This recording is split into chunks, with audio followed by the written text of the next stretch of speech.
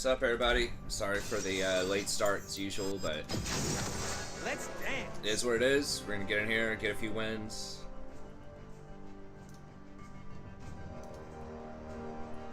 I don't know why I was so tired today. Sleep schedule's just, I don't know, I just can't get it fixed. At least I got Rory to bed kind of early though. She's been going to bed earlier for our standards at least.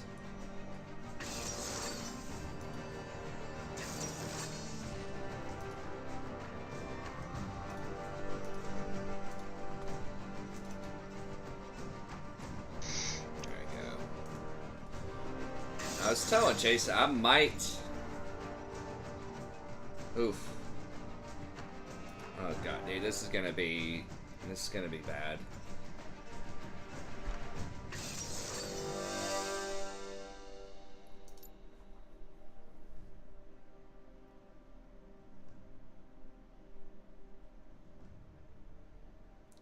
I gotta play some Gator.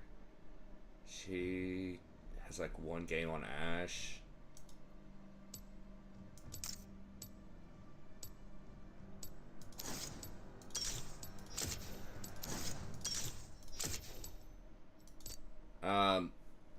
I was gonna try to do like an AP build instead of Shred. This might it might be an okay time to try because they're all pretty squishy. Maybe, and we need to kill Master Yi. But this is bad because of the, well, first of all, Renekton top is sketchy. I mean, it's like it's into Garen. I don't 100% know how it's gonna go down, but the Malphite jungle is really bad here because he's not gonna be able to threaten Yi at all pre-6. He's not really gonna gank that much, so Lucian and Nami are gonna run over our lane probably. There's just no way you can beat that duo without a gank, Magic is a wilderness. especially with Ashe. Like, it's still just really impressively strong. So we might lose every lane here. It's Jason can hopefully win middle. Talia has teleport.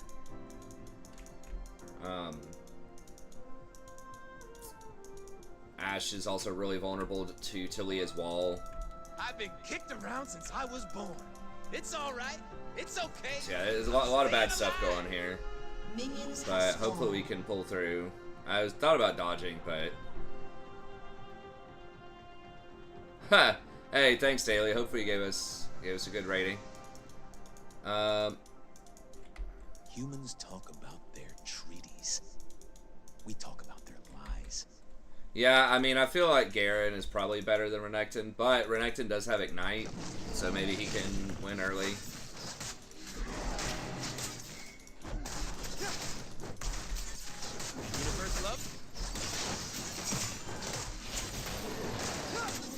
Dude, AFK?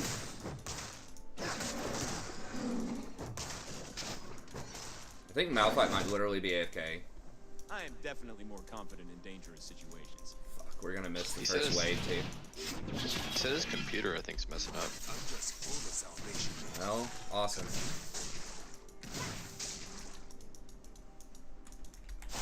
I'm so fine, I gotta kiss myself. One of us walks away. I guess he at least got blue buff. Took it off the map. Took it off the map. They will remember my name. I don't want to be the start of the party. I mean, our saving grace was maybe we could just survive until he got to 6, and then he gets a bunch of ganks at 6, but... I don't need anything but the right now.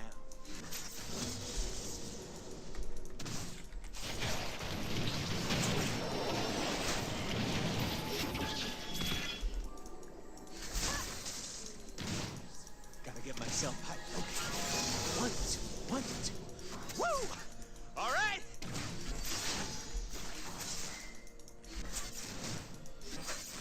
God. Really, it's like right when he walks out of the fountain. So he can't even get a remake. And he had no clue about this before he queued. Of course not. Alright, use top. Gator's dead. Yep. For humans, magic is like fire. First, For us, Most unexpected gank in the game. The old 3-minute top. Yeah, Phase don't on ping it. Krugs. Yeah. they ain't ready for what I'm bringing. Some shit came up.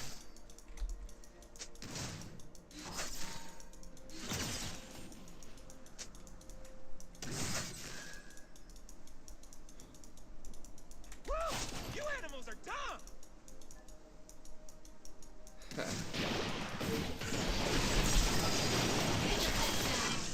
We got you, Blue. Don't worry. I love it. We did. He was, at least he was standing in the bush, I guess. We just pulled it over to him, Humans think that to believe in something you have to. and he just was auto-attacking it. That's their problem. It didn't ever say DC'd. I don't know. Whatever. It is what it is. Probably just had to pick up some weed or something. And Supposed to be scary. drug dealer knocking on his Love door. is supposed to hurt. Ecstasy means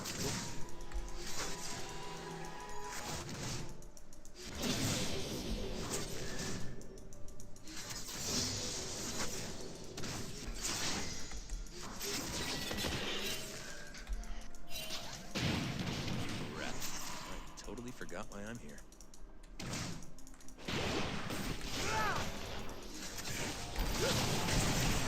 Fuck, I missed that? And if I would have hit that, we maybe could have forced flash.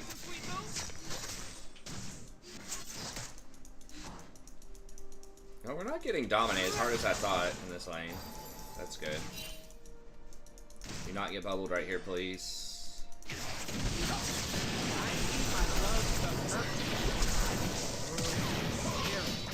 I don't apologize for it. I feel good. an ally has been slain. Oh my god. Awesome.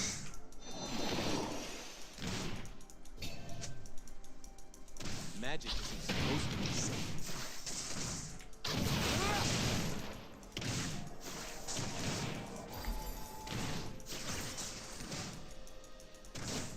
Well, it was not that we. It was that she got hit by a bubble, man. Like that's what the problem was. Otherwise, we could have just walked out.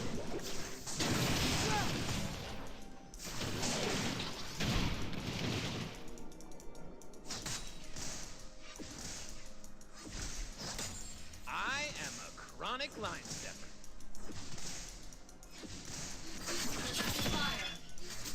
An ally has been slain.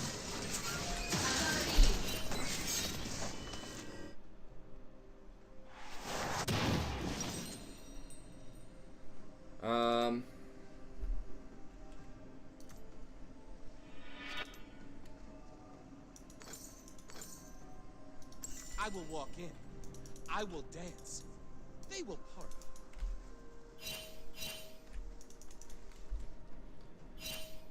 Probably a drag.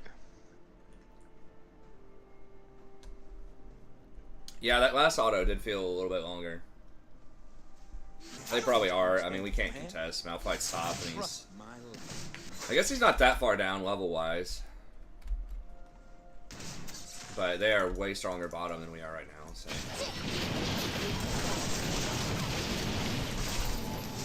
I feel like my allies aren't recognizing how amazing my cloak is. I mean, seriously. Rude.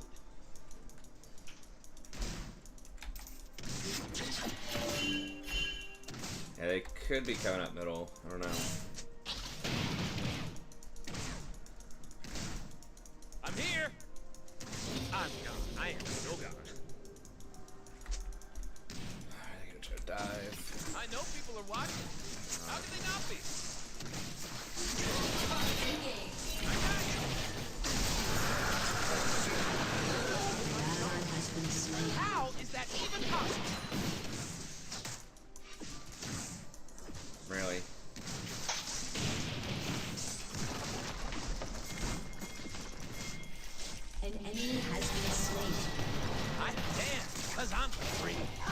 Fucking run to the goddamn tower, dude. No, just run. Just fucking run. Jesus. Maybe it was Renekton? What? How did he not get the stun on her? Rotating. I'm low. Okay. I'm low, but I will do what I can. Okay. I'm dead. Oh, we got him. When I get Nice. sad, I stop being sad and be awesome instead. Alright. Well, that was a really good TP. Oh, Gator just walked down. Okay. Wow. That was a good read. I think Garen's gonna get top, but he's losing to Garen anyways. It's Rakan time again? Maybe. I mean, you know, as I always say, I can't guarantee I'm gonna play whatever in a game. I mean, like, there's a chance I could play Enchanters, but as usual, Rakan, if I'm first pick, blind pick, it's gonna be Rakan if I'm really trying to win. I'm offended by how little attention I get. I am trying an AP build on him. This isn't I'm excited. This isn't an amazing game for it, but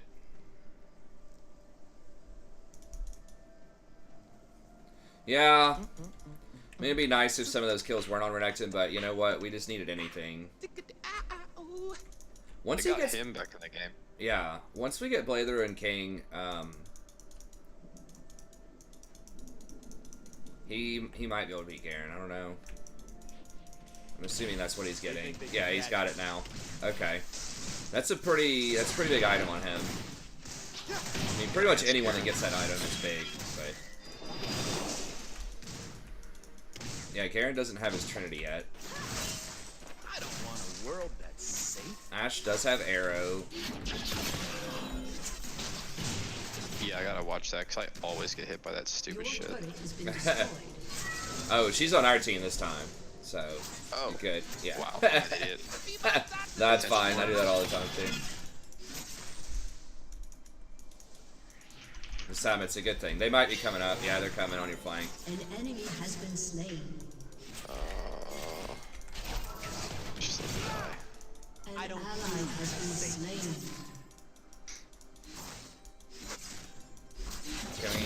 Can you hit him with Arrow? Oh my god. An ally has been slain.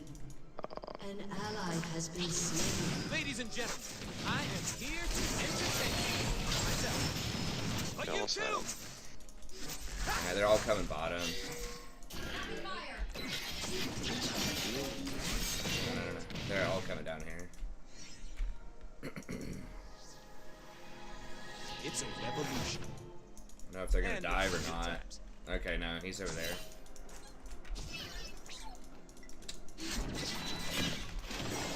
I've got Ignite in a little bit. Nami's R is gonna be a problem. I'm gonna have to flash it. Fun. I need some fun. Now. Okay. I think I gotta wait till it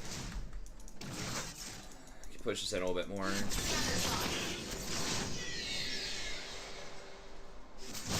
Oh yeah, Renekton got him. Danger Okay. is as Dude, fun as he does so much damage to An them. enemy has been slain.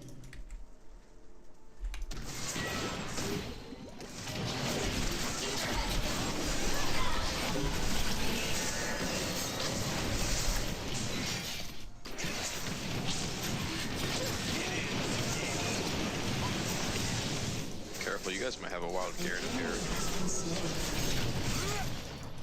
Oh, yeah, boy. Ally has been slain. Talia. I'm coming down. You have been slain. A stone can't be polished without a...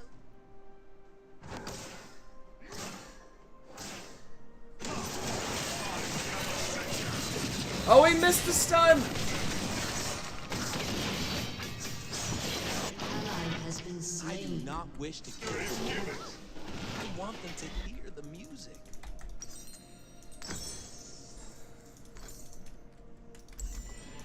Damn, we were gonna get that Has been Nami destroyed. too. Garen.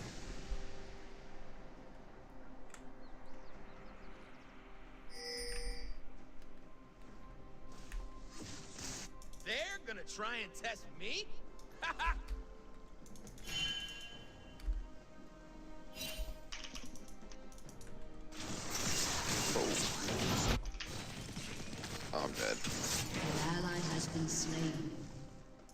will see my dance. Malphite doesn't have Then ult. Ashe will know does. magic's yours. Should have stayed there. Enemy killing spree.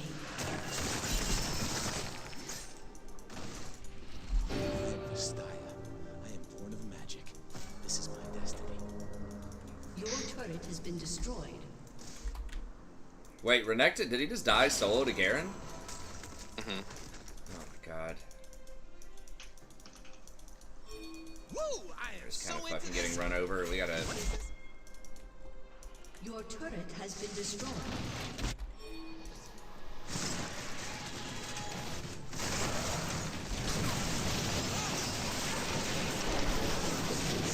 What the fuck just stunned me? I get bubbled?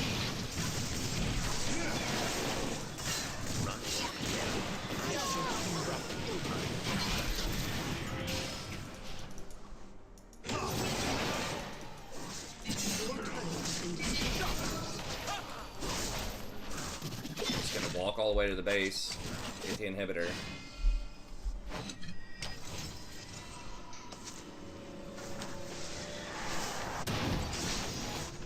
Zaya, Garen probably hey! killed him under tower. Where is she? I hate it when she moves.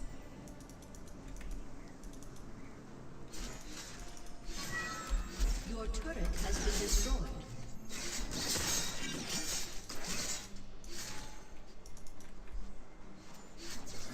The humans will never understand our kind until they hear the song. Max Bond. Yeah, I haven't even really looked at that Star Guardian thing. I need to see if people Are there like see rewards if you play how the Star Guardian awesome champs a I lot? am. If you weren't a little frightened, relax.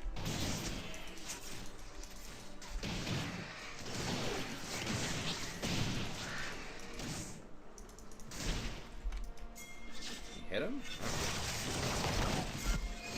Our people are bleeding. My lady's gonna hear.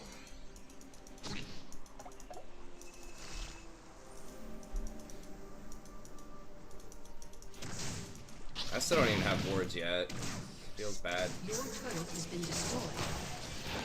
I'm gonna take all they got, then laugh as I I mean, that just happens in some games where you get run over.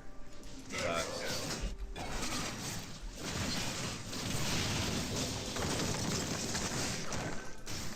I should have stopped. Like, I don't know. We might be able to win. It's their team comp so fucking difficult to beat for ours. Like, if I try to just run at him, Nami can wave me or Talia can throw her little W out. Talia's like one of the worst matchups still. It's so bad for me. They've never seen moves like mine.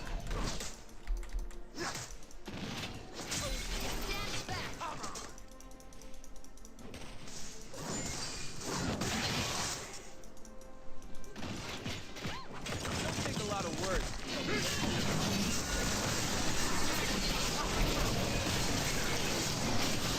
I was about to say, if he flashed that wall, I'm gonna be real sad. Oh yeah. After we just used everything on our team to try to kill him right there. Humans claim I still have ult. that's okay. I can get these two up here.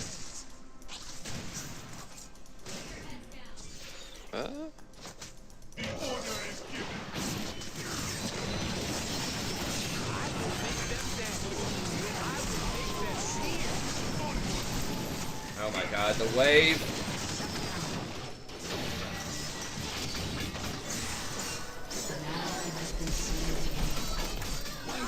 Double kill. Yeah, it should have just been a dodge.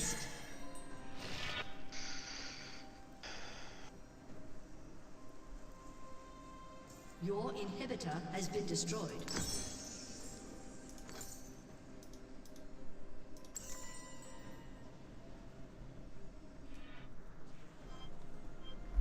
Your turret has been destroyed.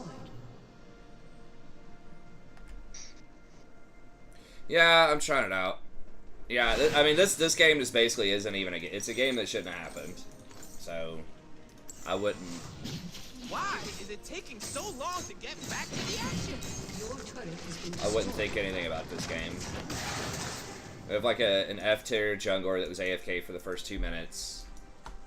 and a Renekton top, and an Ashe. That I really don't like Ashe as ADC.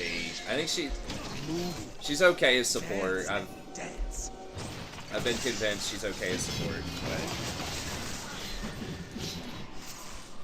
she really can't carry. We just have too many champs that need a lot of help. The world isn't about collecting. But yeah, I'm trying Harvester just for more damage. I am only as wild as magic. Has been slain. I don't know if I'll do it like every match, but I mean, one of the main reasons I was trying it this game is because like they're definitely going to be coming into us with stuff like Master Yi. I just felt like we didn't need Shurelya's, so I thought maybe more damage to kill the Yi. But we just haven't really had like a real fight. I mean, they have several things that are very good against Jason and I too. Like the Nami and the Talia are both pretty good at us.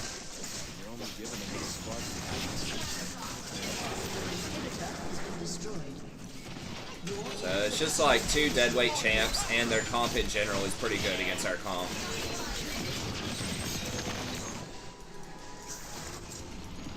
They had dominant lanes too. Like Lucian Nami beats almost everything in lane.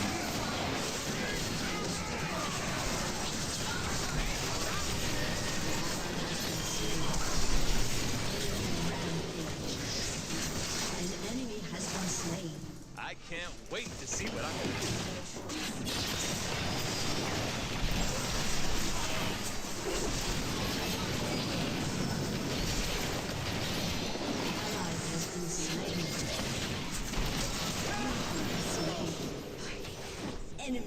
Ashe is just so fucking useless.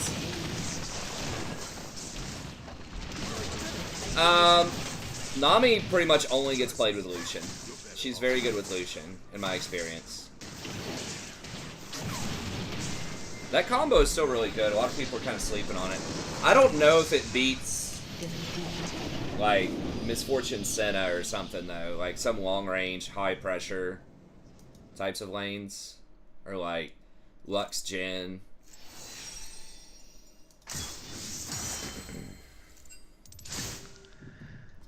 But it's still certainly really good. Hey, what's up, Lotus? Yeah, I knew that was going to be bad, and I should have just dodged. There's, like, almost no scenario where we win. They'd have to throw so hard. A lot of it's just the Malphite just doesn't do anything pre-6. And even at 6, it's like, okay, you're kind of a champion. Like, you have an ult.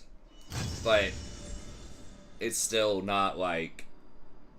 It's not strong enough to make up for the fact that you don't do anything pre-6.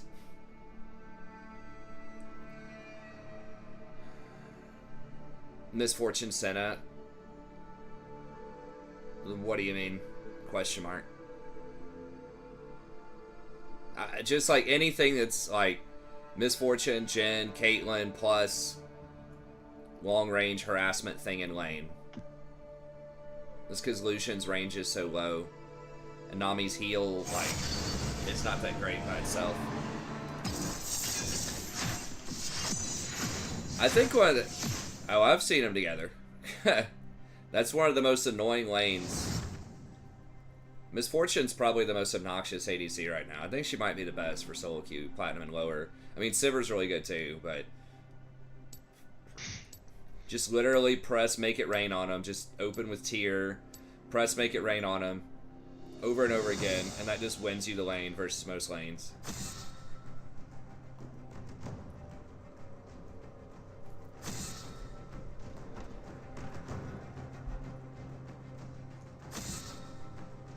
Or like Seraphine Misfortune. Nami Jhin? I don't think so. I mean, like, Nami's okay with most champs. I think she's probably like tier 2. It's just, it's very specifically with Lucian. Because his double shot applies her E twice. And it allows her to take Electrocute. Because her E applies Electrocute stacks for her. So it's that combination of Electrocute plus the fact that he's going to go press the attack for even more burst damage, it just all works really well together with what she's doing. Damn it. I think the LCS is making Poppy more popular in the jungle. Which is not good, because she's insane. I know, she's really annoying. Oh, okay. Okay. Double bamboozled. Huh. About to make him hate his life and go Senna. I mean, I could. I don't know, we got fucking Vayne though.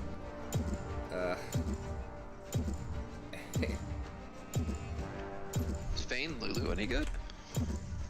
It could be. I'll trust. No one fights alone in the mist.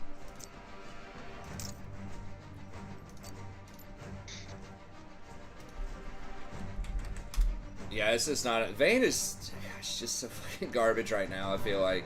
I don't know what her win rate is. It just feels like the best ADCs are. I mean, it's not horrible. It's like 51%. But the best ADCs are like heavy pressure early game, like long range ADCs. Like good on one item or 0 items.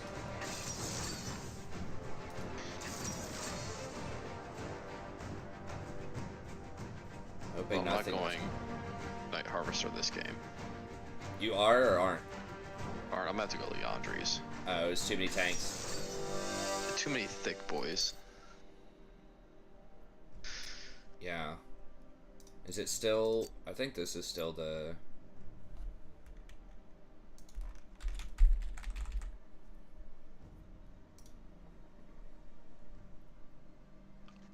Tempo. That sounds bad. Her win rate as support is... Hold on, am I on the right page? No, it's in a ADC. Elise support. Hey, what's up, Joel? Kenshin Cho. I mean, it could work. That's one of those fasting kind of builds. Or wait, you can't really fast with those. I was thinking like Cho Senna. I mean, it could. Oh, I'm under ADC. Yeah, she's bad as ADC. Support. Okay, it is still fleet on support. Alright. You don't want to go. Let's hope we don't get... Seriously, you don't. Hope we don't get, like, permacamped by Poppy. Welcome to Summoner's Rift. Probably will. The screams of the 30 waves. seconds until minions spawn. You can't hear your own. Don't make this. Really? I'm not nice. God.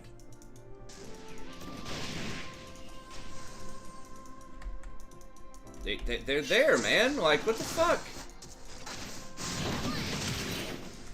Why would you walk into that?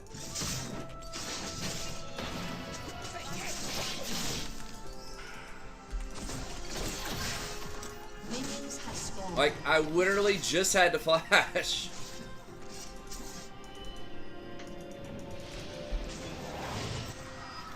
I remember my lessons and the people who taught me.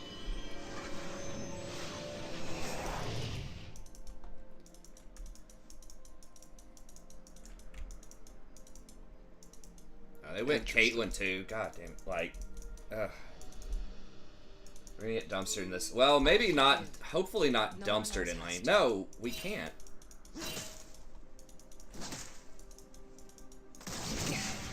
We lose way too much. Yeah, it's on him. Go. You should just go as Raptors. He should, honestly. Lucian thought I was lost. But He's I a was real only Kane too jungle. Just do your Raptors that hit level 2 real quick.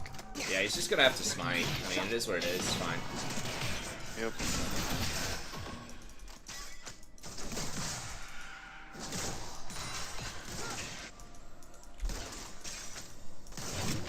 By the time I'm done here, dying will be easy.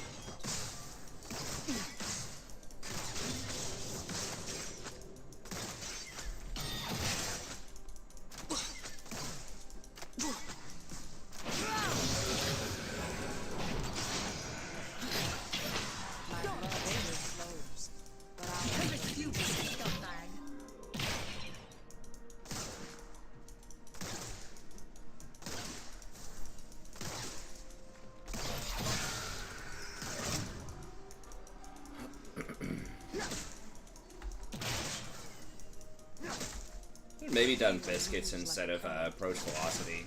I don't know. Like, approach is good for running people down, I guess.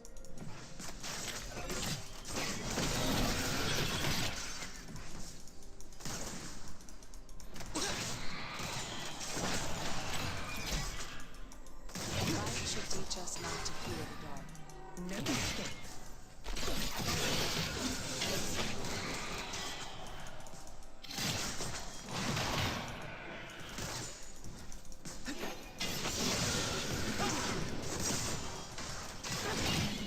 The gun is not heavy after all the fear I've been carrying.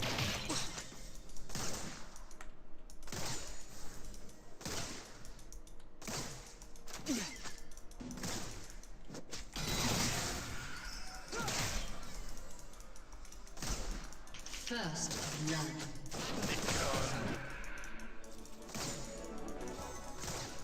Nice.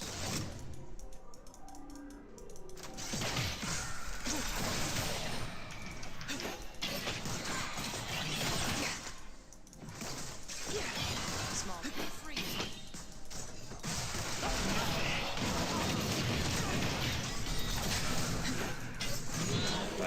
Oh, she got him the right? No, she fucking missed. He lived with like 1 HP. Kane's got him though, I think. Died again. Must be getting good at it. What am I supposed to get? An Just ally has Umbral? been slain. An enemy has been slain. Guess I'll just get Umbral.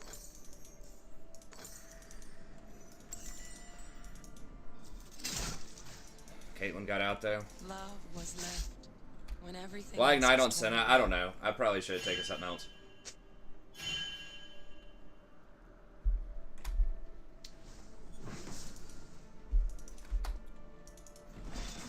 I mean, obviously to kill people, right? I mean, it's the only reason you'd take Ignite. I remember my nightmares. Wish I could remember the dream. But maybe I could have gone for Exhaust or something instead. As Vayne has Exhaust, could have gone Heal. I don't know. Whatever.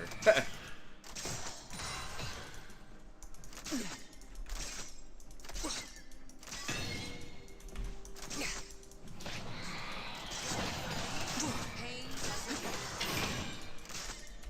Really want to kill this Focus. Is it? Yeah, Rakan's gonna be there.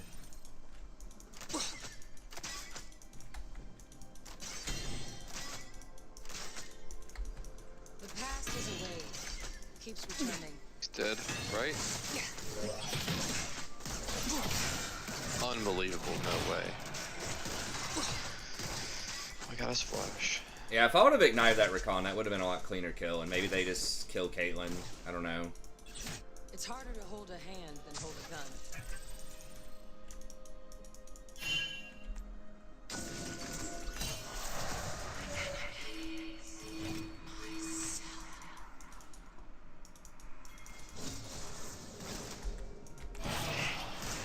Fall behind. Follow the screens.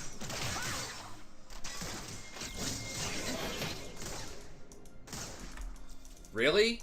He went first item Moby Boots? Oh, he got both of those kills, though.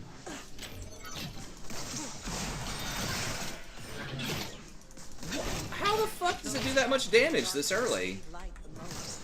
An enemy has been Wow. slain.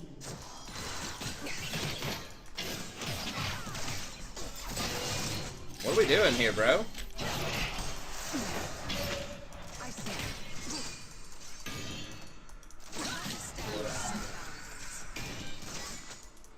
She's dead. Yeah, she just stepped on a fucking trap.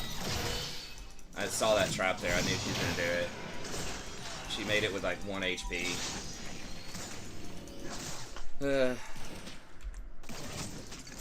If something wasn't trying to kill me, it would have me worried. We're gonna be down 20 CS in this lane. I might get dove here too.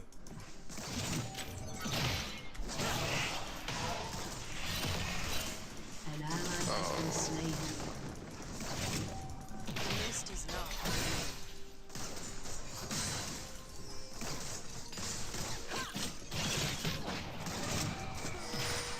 Out of the storm.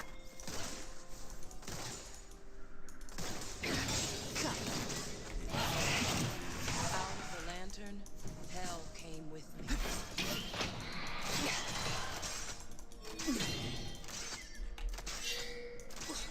gonna collapse. Yeah, just run, dude. If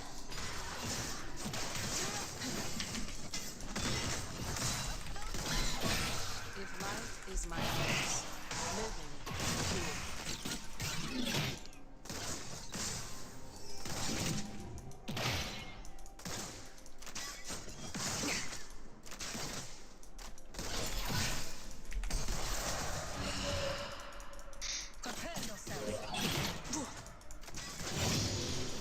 I'm ready to save them all, living and dead.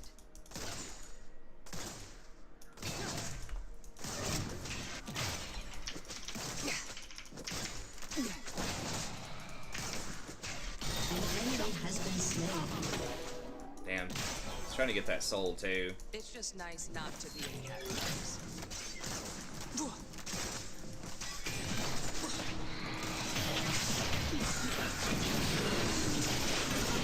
Okay, nice.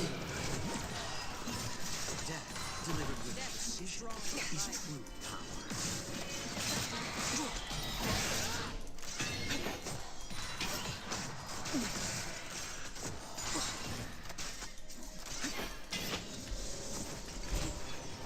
Alright, well, that kind of got us a little caught up. Poppy's flanking your top.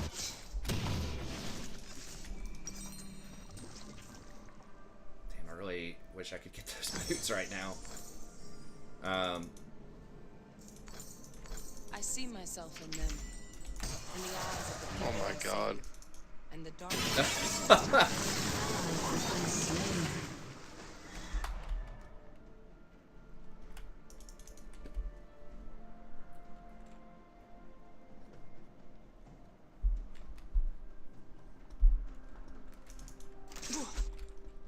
It's always dark on the horizon.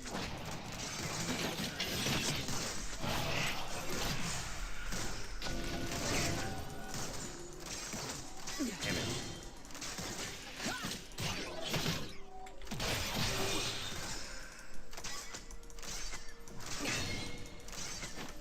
That monster wants to be on. He can keep waiting.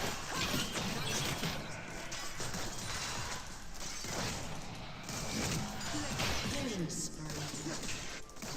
Damn Kane. Oh my god, he's already red form. Hell yeah. Looking good. I got my item. I think Been slain. Shots are lethal in any area.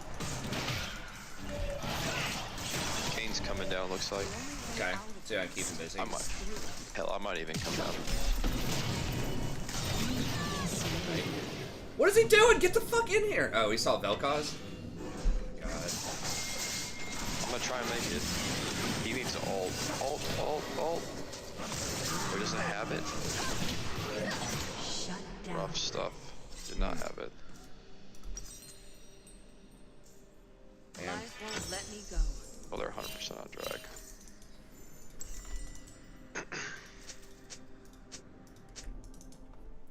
Yeah, it was rough. I might be able to do something here. Coming. Be kind of slow. Part of me keeps wondering when I'll run into the lantern's wall. An enemy has been slain. We got drag to reset. Okay, let's go.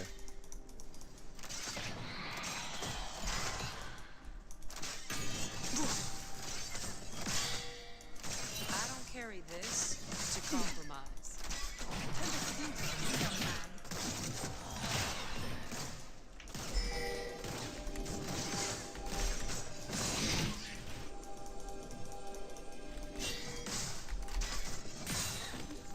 It's kind of bad not having zombie wards.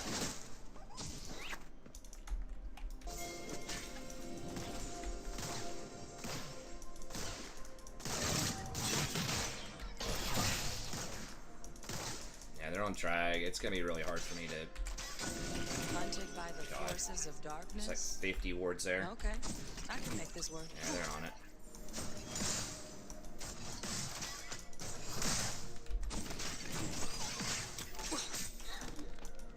Oh, they reset. What? Yeah, yeah. Okay, they got scared of you guys, I guess. Death doesn't feel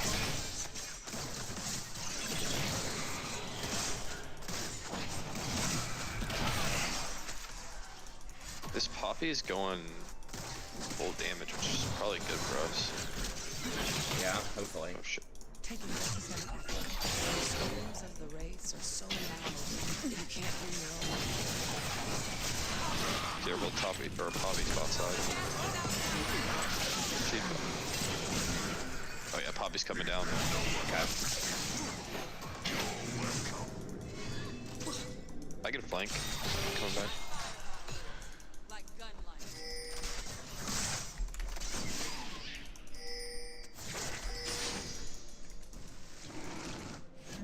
That's too far, man. Too far.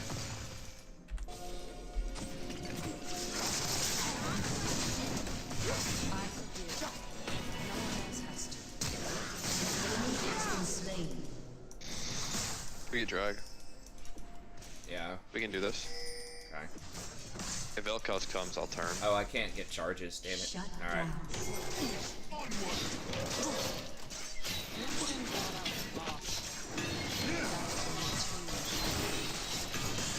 Oh boy.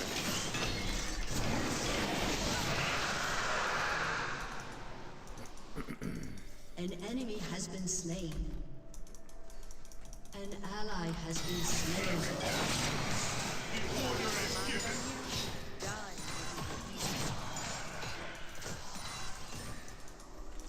I'm backing up.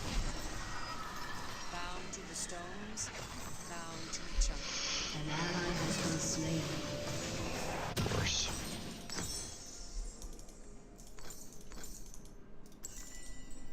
Your turret has been destroyed. I think I'm supposed to get the, yeah, this next Eclipse. My blood still flows, but I'll never be the same.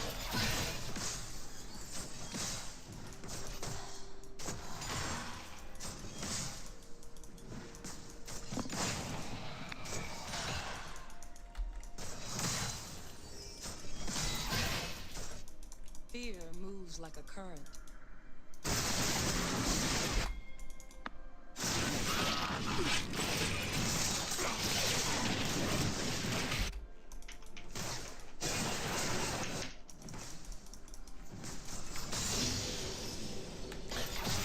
Life should teach us not to fear.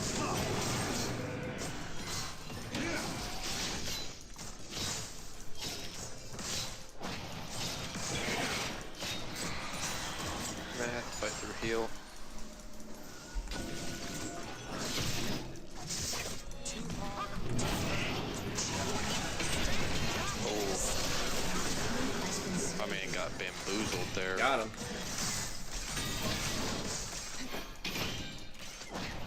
He might kill.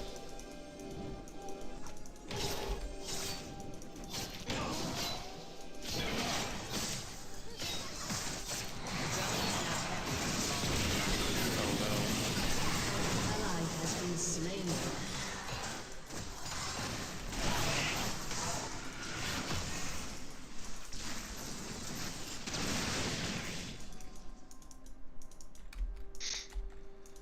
Small What's talk gonna is happen after next patch? They said they're gonna chill on like the big changes.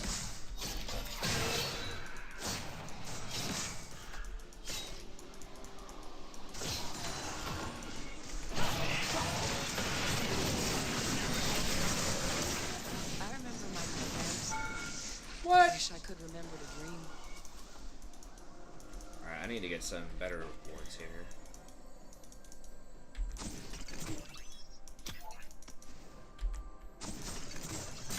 Oh yeah, I forgot I've got this free sweeper now, permanently. Pretty handy. Past is a wave. Keep Still wish I had zombie ward though.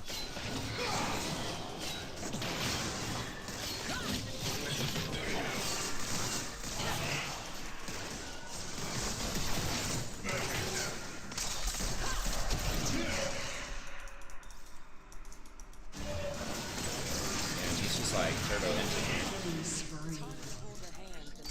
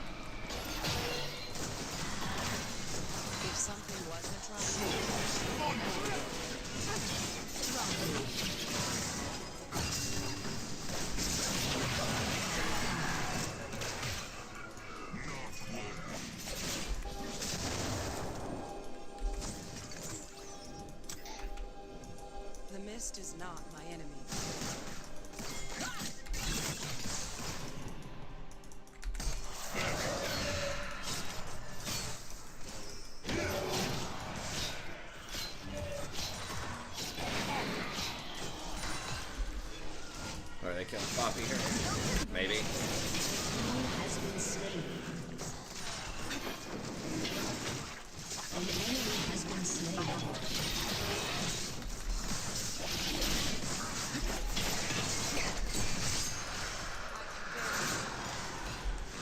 When I'm back, do you think I get my Nashers or just Death Cap? Blessings of the eyes. Death cap. Your team has destroyed Last a turret. Death cap's also, I think, Has destroyed one of the a most turret. annoying items to like the components, Oh, you're 100% right. because those rods are obnoxious. If they did, they're probably dead.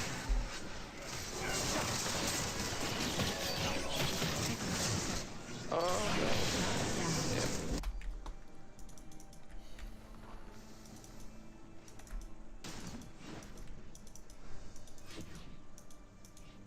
Owl of the land. I.e. built out of 2 BF swords. Yeah, it was bad. An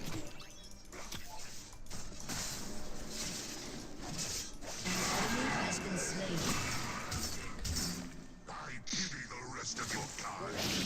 Your team has destroyed a turret.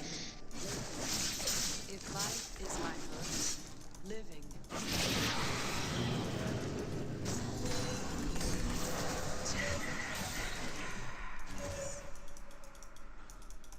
Too bad we can't do like Baron or anything here. Enemy double kill. I'm here to save them all, living and dead.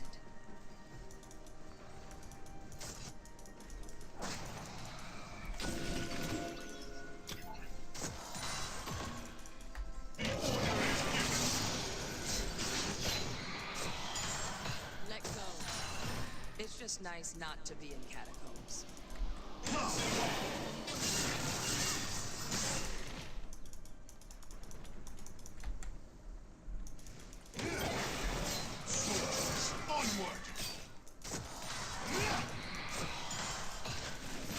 It's always dark on the horizon. Yeah, I don't know. I think Zombie Ward plus like either Movement Hunter or Ulti Hunter would seems like it would be better. Guess it depends. I mean,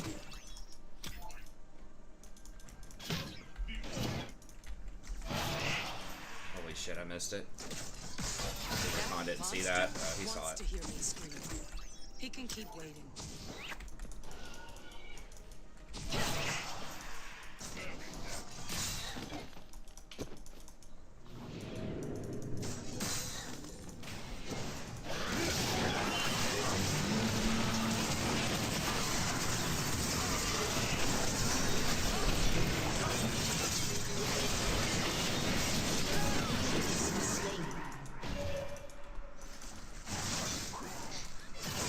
Shut down.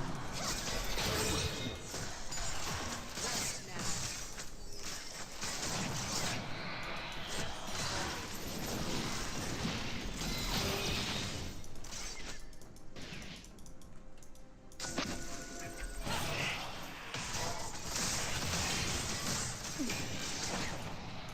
Wait, where is it? The only way Damn it, I out saw of this something is activated. Okay, there it is.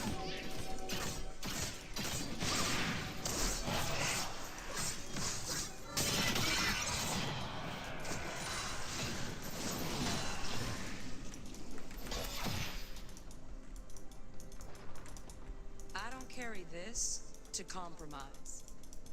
Any wards over there? I don't think. Stones.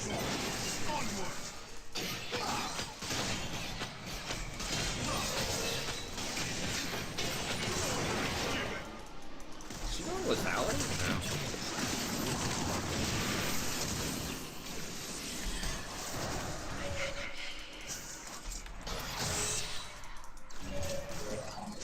Your team has destroyed a turret.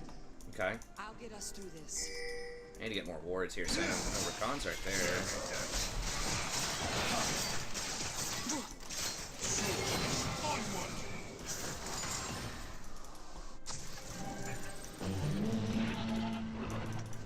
Hunted by the force.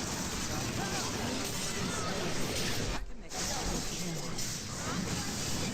An ally has been slain. Your team has destroyed a turret.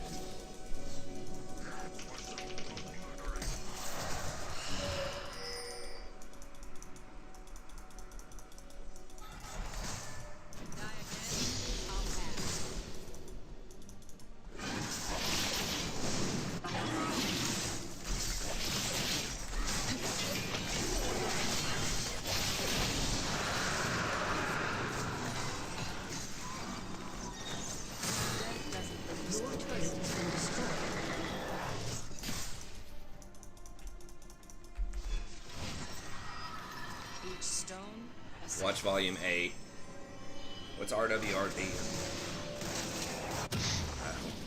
I don't know. We get controllers. Gotta have so many zombie awards, man. Feels so bad I don't have it. I mean, has approach even mattered in this game at all? I don't think so. Like, these boots are nice, but...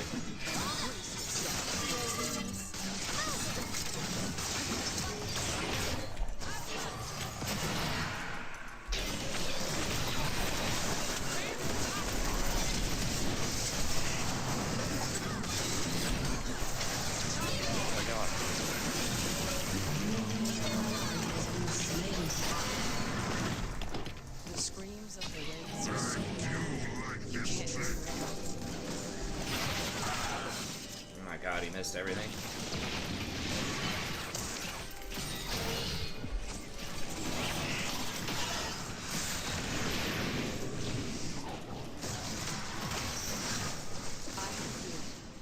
No one else has to.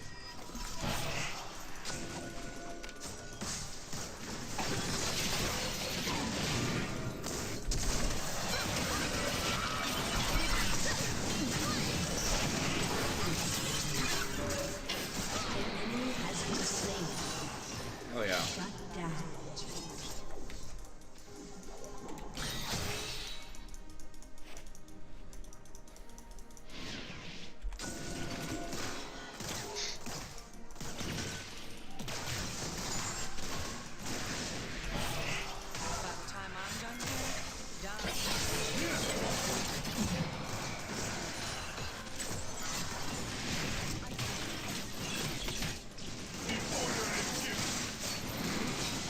It's gonna be really hard to kill that. I'm just staring him down. I don't.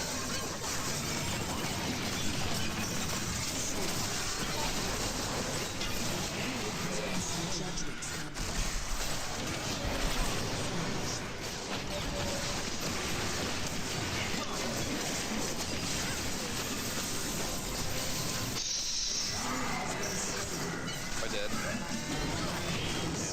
But I'll never be the same. Damn, I maybe could have healed. I don't know. I healed the Gwen. Yeah. It's my bad. I thought you were gonna be able to get out and she's gonna get roasted.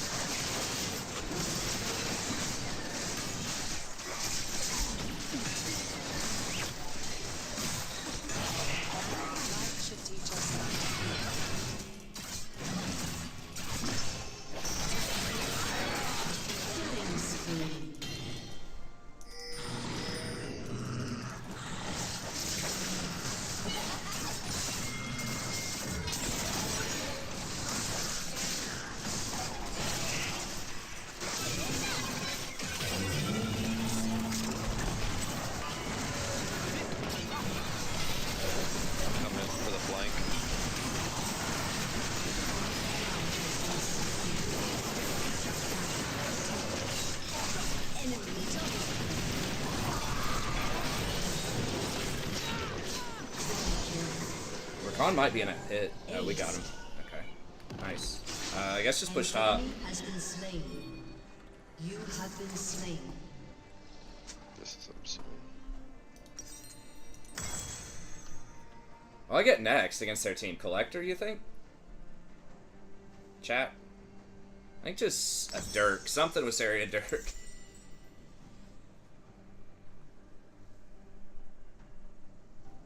Approach is about getting early stacks. Yeah, that's true. It does allow you to walk up and get more trades. That's true.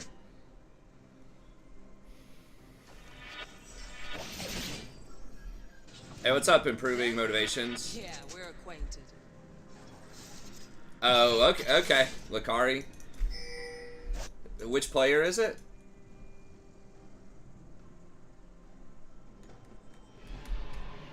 Your team has destroyed. Senna beats me a lot when I play Rakan, so... Yeah, I think Senna's good. I'm not a great Senna player, but I think that Senna in general is good in a Rakan.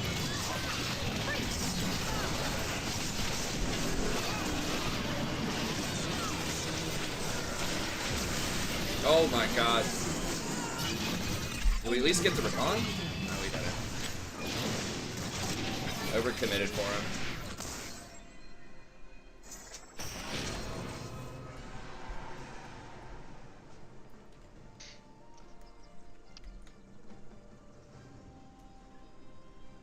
Oh, boss of Tekken. What is a diamond challenge?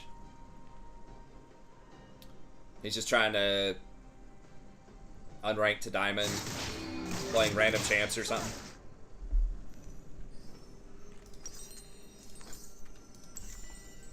Oh no. Oof.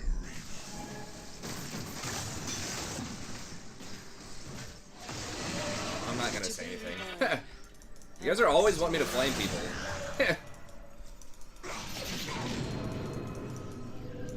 They ain't shut down. Yeah, that was a bad 3 minutes there for us, but I think we still get back into it. I don't know. We should not have, like, it's just a dragon. Like, it's their first dragon. We should have just let that dragon go. Because if they don't kill us at dragon, they don't get Baron. That's the thing. This time of the game, like, you lose any fight, you're losing Baron, probably, you know? Like, you just cannot take bad fights. After all the fear I've been carrying. We need to kill these two right here. Yeah. Alright, we need to push mid, though, Vayne, instead of sitting a push.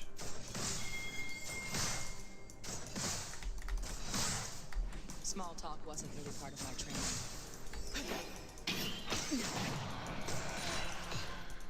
I'm gonna like dive on Kate. I think I have to. Okay, yeah. That's fine. We should be able to deal with the rest of them. Enemy killing spree. Your turret has been destroyed. Yeah, we gotta not fight. We're about to get flanked by this Poppy. What? That literally just went right through her! What the fuck? It literally went through her.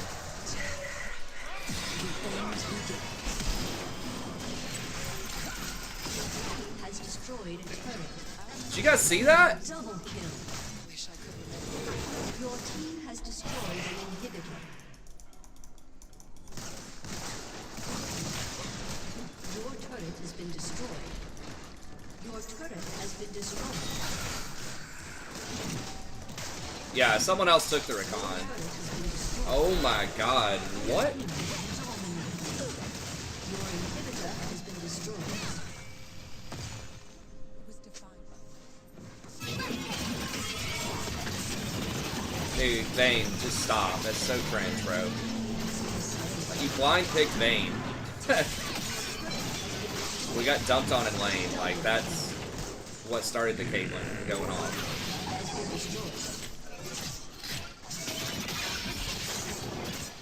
Trying to blame the jungler when you're 3 and 7 and your laner is 16 and 5.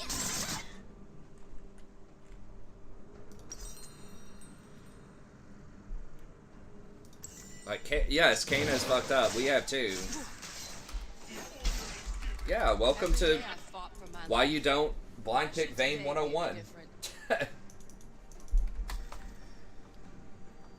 Especially if you're not a Vayne one trick. No, I'm not saying anything to people in all chat, guys.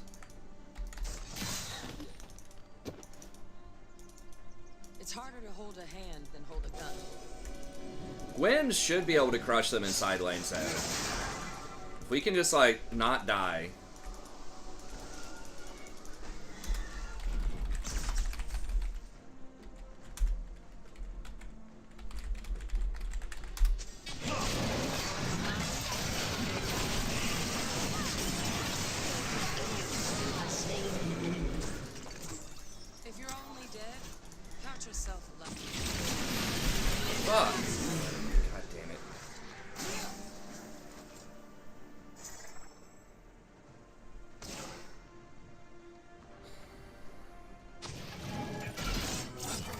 Maybe she kills him? Does she have Hourglass? She does. Okay, well, we got this dude's flash. Probably his barrier, too.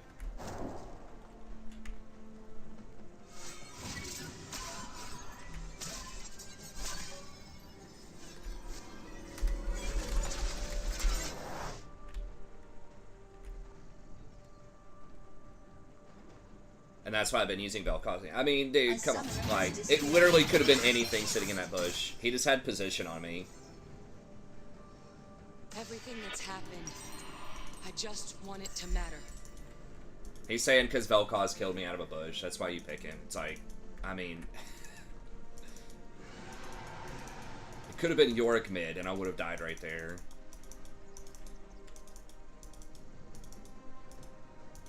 Unfun to play against? I don't know. I say give me Vel'Koz any day of the week. But, I mean, yeah, he could be alright, but there's so many other things I think that are more problematic than Vel'Koz.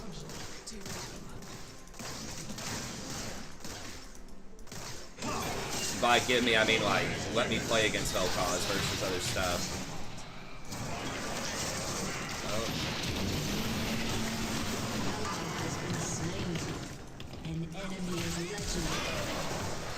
It's just game, I think.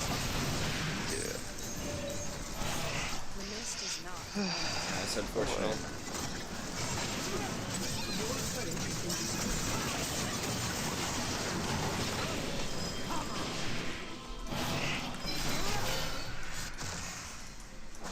Maybe? Out of the land.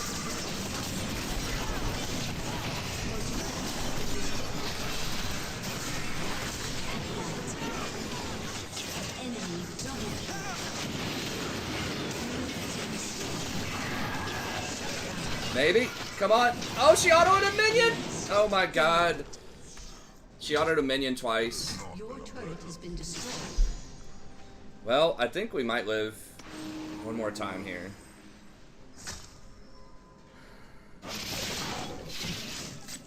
Wow. I don't know. I mean, if you're finding success on him, that's good. I try not to be a hater of these weird, but it's like this weird shit wins sometimes. I feel like occasionally it's someone who's actually doing really well on it, but usually it's like kind of misleading, where it's like they're getting carried basically. Like he has a pretty good score. I'm not saying he's a bad player. I'm just saying Vel'Koz in general, I still don't think is Your inhibitor is respawning soon. optimal. Unless you're like one tricking or like really good on him. Like the real story over there is the Caitlyn. And to a lesser extent the Poppy. I think Poppy is for real right now. Your inhibitor is respawning soon.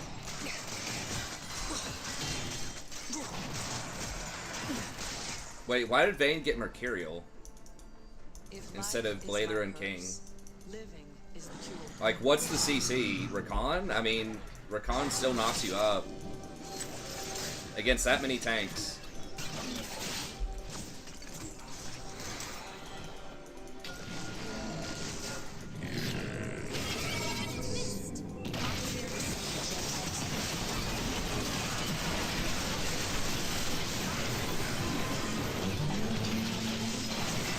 Okay.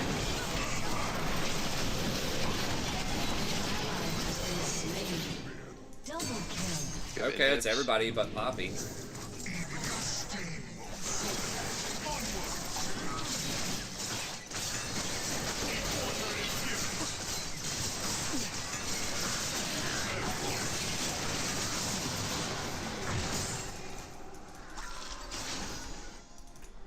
It's just nice All right. to be in the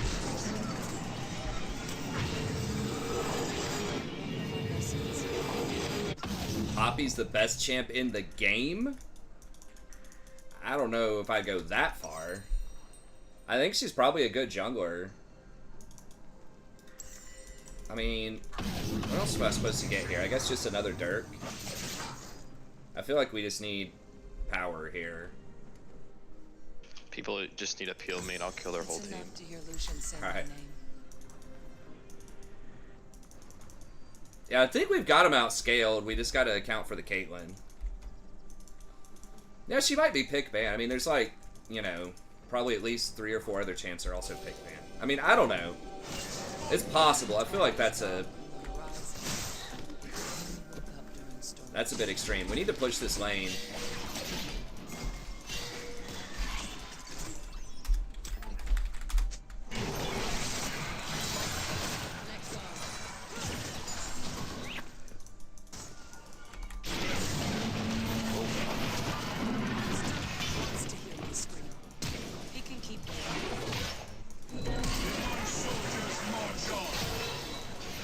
Okay, Gwen's working top. We can just, like, not die.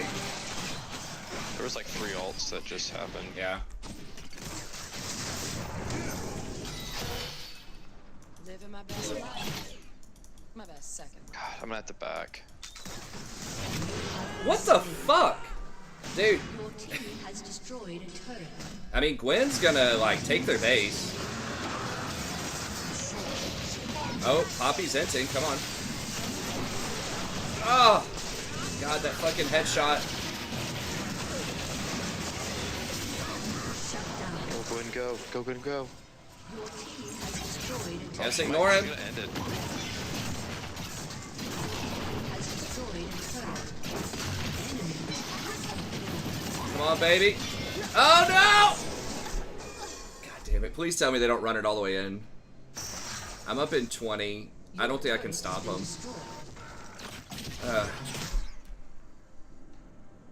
I should have probably played something like Nautilus.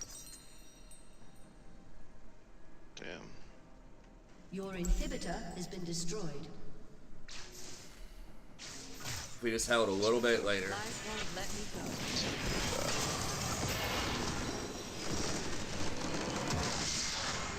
Defeat.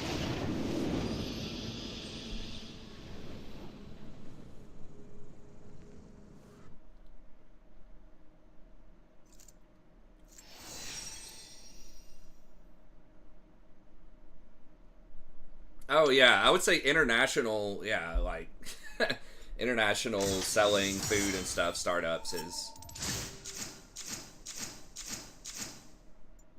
rough. Oh, it's Jace's probably got to roll out.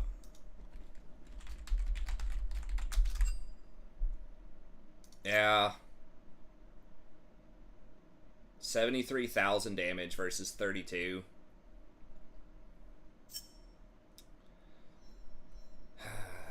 Okay. We'll play 1 or 2 more. Last Whisper. Yeah.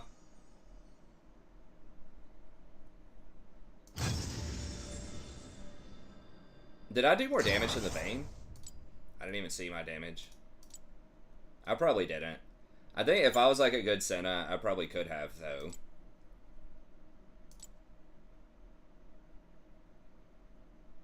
Nah, my damage was like really low.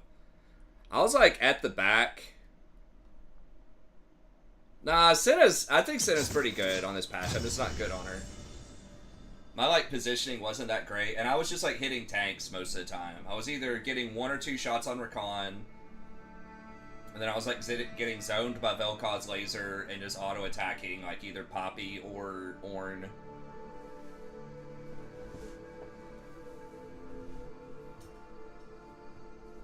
That Caitlyn was good.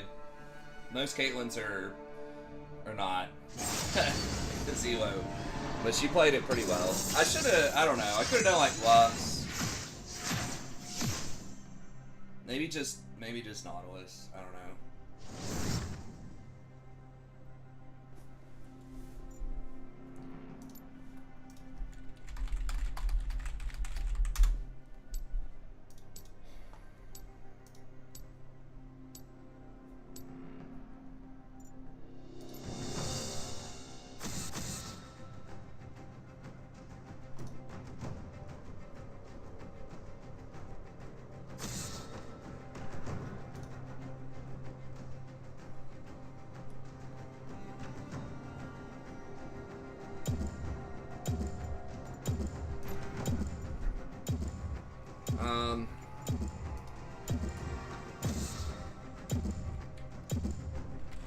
let's get rid of Wukong. Who questions my ability? I'd say Talia's up there too, but yeah, I mean, there's definitely an argument for Poppy. She's 57%, 75% presence. Talia's 67% with higher presence. Zeri is 68% with higher presence. But yeah, I mean, Poppy seems like she's really good. Alright, let's do Rakan again. I keep getting like first or second pick. Let's dance. Or they pick Rakan. I guess we played something other than Rakan last game.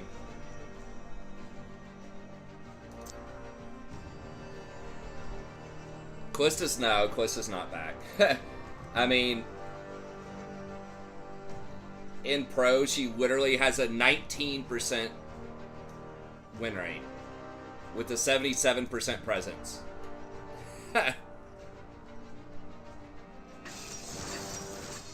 No, Ashe is bad. I know you guys like to see me play stuff other than Rakan, but I don't win on other things, mostly. Except for, like, sometimes Enchanters.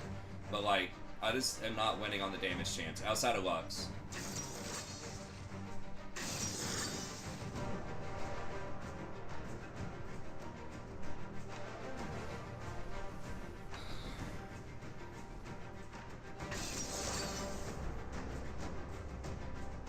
Don't do Vayne, god damn it. Why? It's so bad. I mean, if they run like 3 tanks and you're playing against Ezreal in lane, I guess, but like...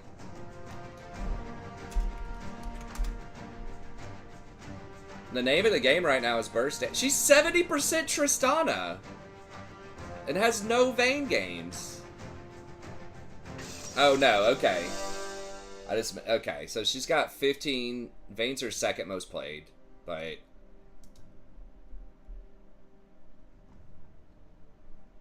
don't know, it just seems bad. Alright, I guess this is how we'll run it. Karma. It's probably just gonna be Shirelia's.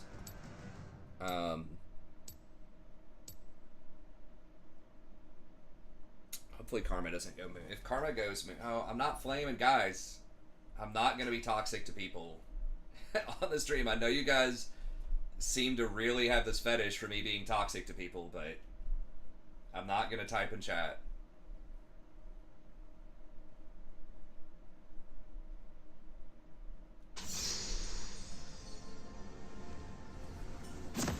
I mean, I'm not hating on her personally. I just don't think that Vayne is a great champ in the meta. I mean, she can go off. I hope she does. I want to win. I'm rooting for her. It just is an odd choice in a meta that seems to be so heavily dominated by burst damage and range. Summoner's Rift.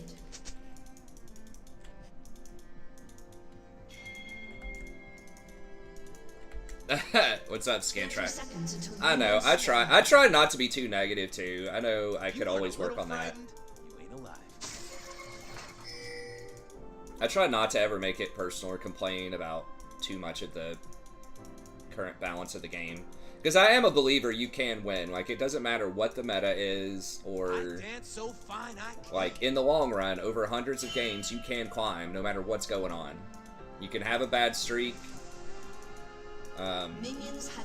Some games, I think, at certain elos, unless you're smurfing, are going to be unwinnable. But there are also some games that are unlosable. Or, like, everyone on your team just hard carries. So you just got to keep that in mind. The only reason ever that someone is not climbing is because you're not playing well enough. I can't wait. Be a brat tamer.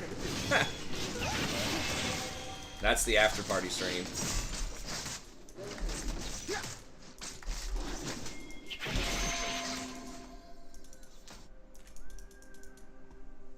Don't leave nothing. Bring it all.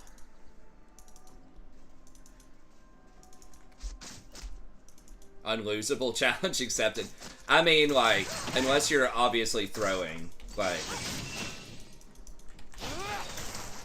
I am the style. I mean, there aren't like mathematical 100% you win this game, right? Just like there's no mathematical 100% you lose this game. I've won sub 10% games before. I've lost plus 90% games before. But just in general, it's all symmetrical. You're gonna have feeders on your team. They're gonna have feeders on their team. You're gonna have Smurfs on your team. They're gonna have Smurfs on their team.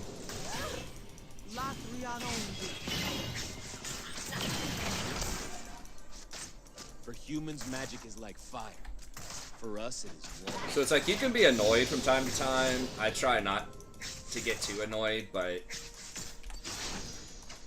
if you're being reasonable, like, the only conclusion to draw ever is that you just need to play better. They will remember my name. If you want to climb.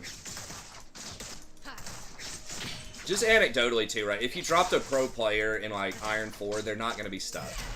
Right? With all kinds of people that have no clue what's going on, everybody's feeding, you know, blah blah blah. They're going to win because they're better. Like, that's like one of the easiest things to think of. It's like you don't see pro players stuck in bronze or iron or even gold, you know. They probably, if they did like an iron to challenge, they're probably not going to be 100%. Right? They're going to lose some games, but they'll probably be like 80%.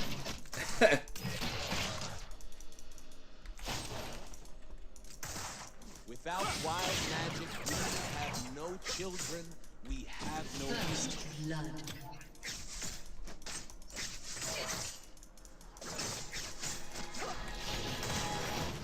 So I just always try to remember to tell myself that. It's like, no matter how impossible it seems or frustrating it can be sometimes in solo queue, the answer is always just play better. Just figure out how to do that. I don't think that means ignoring your teammates. It does in terms of don't ever type to them. But like, you have to take your teammates into account.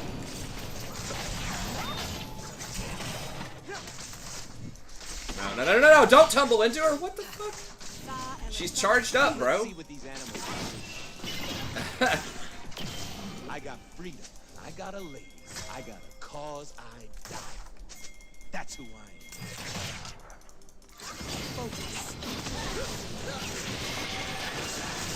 Oh my god. What the fuck? No! No! Ah! No way! What the fuck is that? What? But I want to be free. The fuck is that? I cannot believe it. He's literally sitting in that bush? That's the luckiest fucking shit I've ever seen. It wasn't even pushing in his favor. I'm not giving him credit for, like, reading that gang.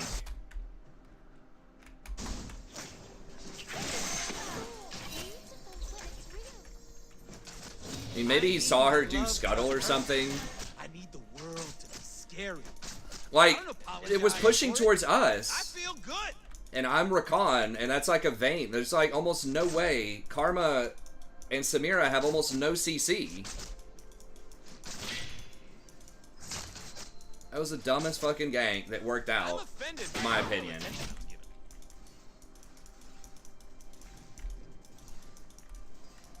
I could have W'd the Karma. I was waiting on her to flash. Magic is supposed to be scary.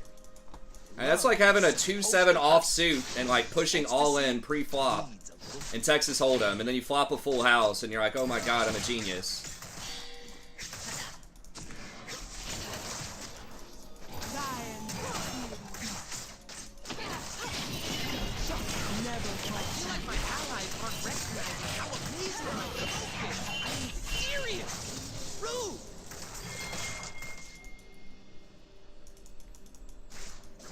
I don't know, man. I still don't think so. An enemy has been I mean, maybe. They will see me. They will see If we killed the Karma, we very easily could have turned that around, though. Like, I don't think that's a really safe game. Like, he caught me out before I knew what was going on there. Zaya, hey, I know, like, we can't, man. They probably haven't warded.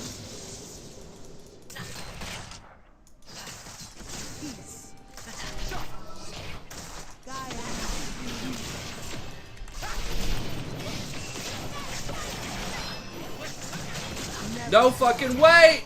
We get him though, right? Okay, good.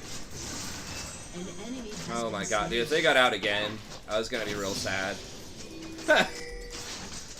My heart can't take it! Get too old for this shit.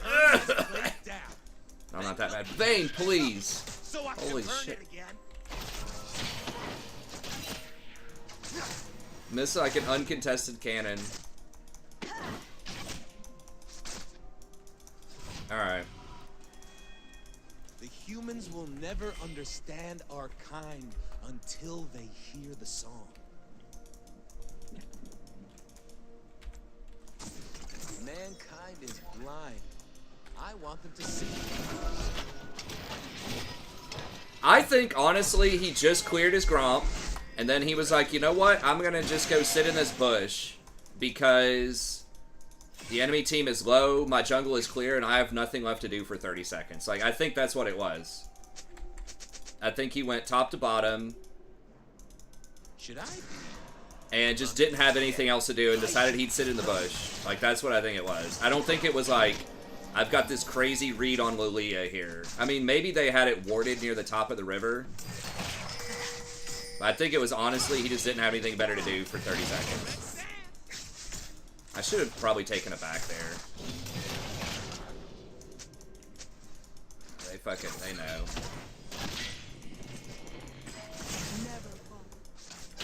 I dance because I'm free. Yeah, let's at least make her miss a cannon. God damn it, Vayne, that's 2 cannons, uncontested. It's half a kill. The universe loves me. I mean, I'm not usually one to freak out about CS, man, but, like, literally, there's nothing going on. It's an absolute 100% free cannon, and she's missed twice.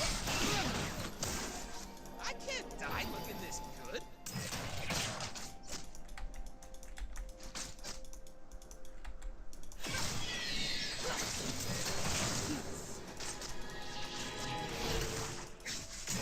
It's all filthy and dangerous.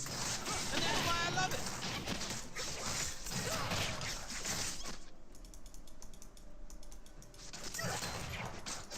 Kha'Zix is right there. Can we? I don't think we can dive.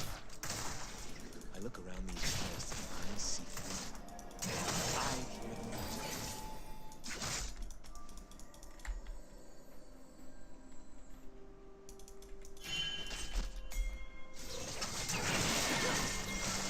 Can't stop me.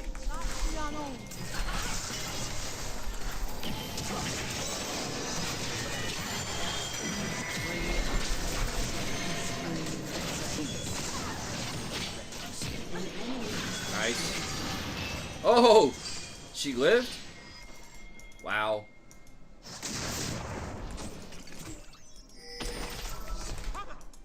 That's pretty good. Ladies and gentlemen. Dude, people in gold, I swear to God, I say this all the time. Like, there are still some things that just, like, really make you scratch your head, but there really are some, like, good players in gold right now. It's kind of crazy. Like, that was a great Lilia play.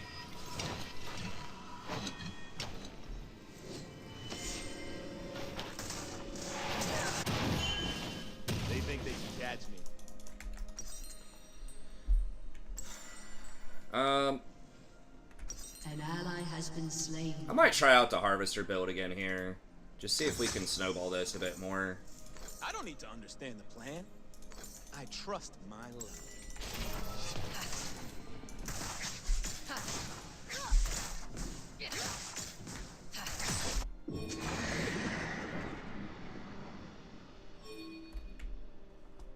It's just easier to blame the jungler than to actually play around weak side.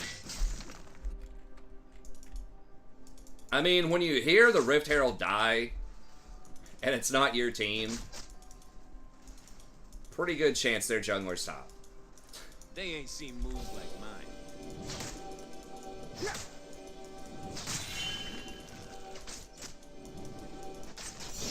Oh, she got that one. Okay. Hallelujah. It's a revolution. And it's good time.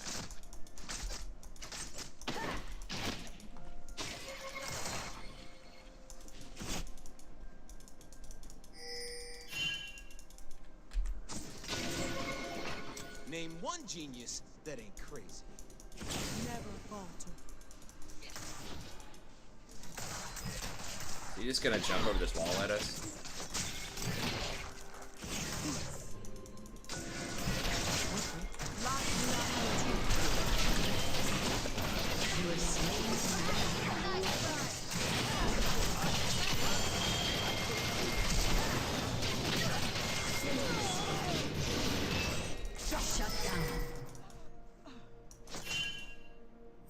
I'm getting impatient. Yeah, my W wasn't back off cooldown yet. I knew that was gonna be a problem when she ulted.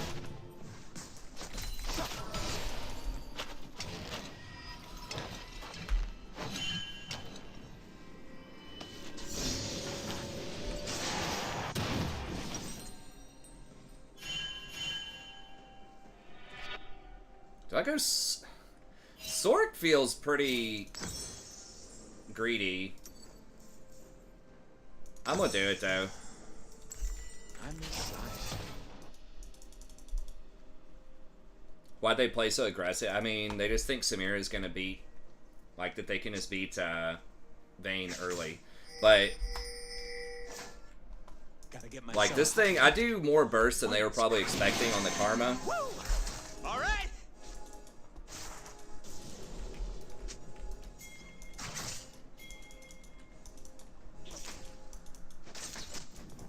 An ally has been slain.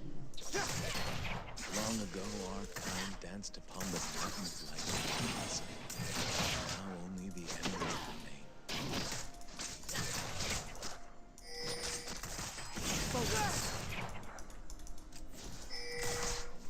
How's mid doing? Okay, I guess.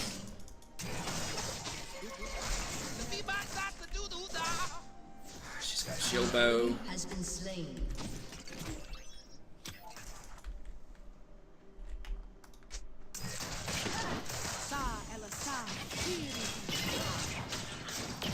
I am only as wild as me.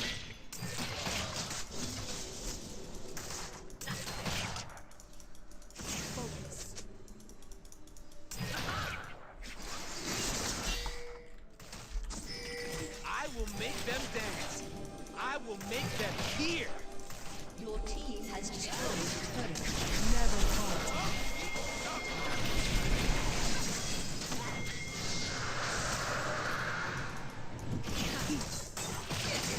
Let's call it that. Oh my god, she fucking flashed it! Ally has been slain. God damn it. Where the fuck is Lilia? Didn't she just get Dragon? I mean, I guess she doesn't have ult. Dude, they have no healing. They've got, like, Samira, I guess, but, like...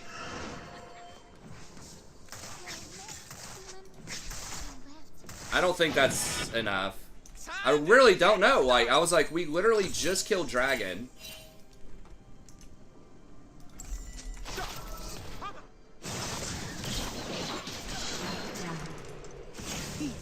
An ally has been slain.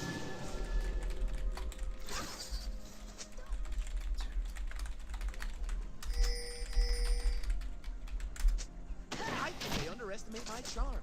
Your turret has been Kha'Zix's heals, yeah, like, they've got some, but I don't really think you need to rush it, like, literally first item against their team. The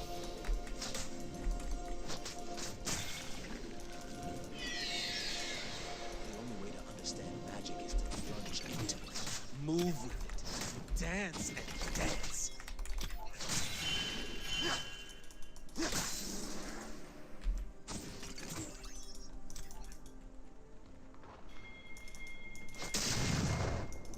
People just see, like, any healing, and they lose to healing, and they're like, oh, we gotta have I Grievous. can improvise. It's like, dude, we lost that because they had a mythic, we didn't, and Lilia just got Dragon and ran away.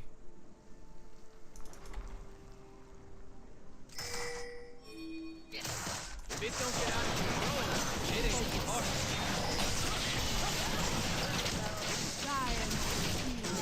There we go.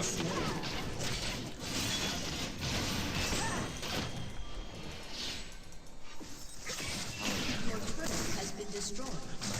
Never falter.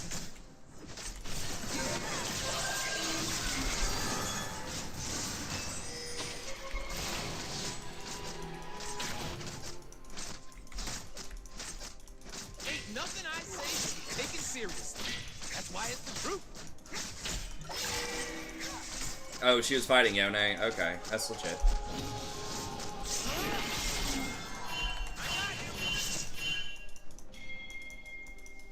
They're gonna try and test me?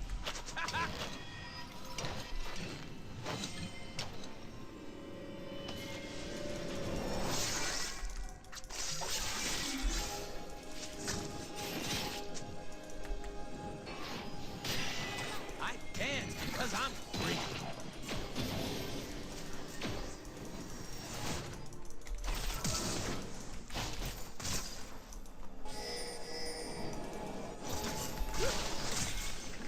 I'm gonna live forever.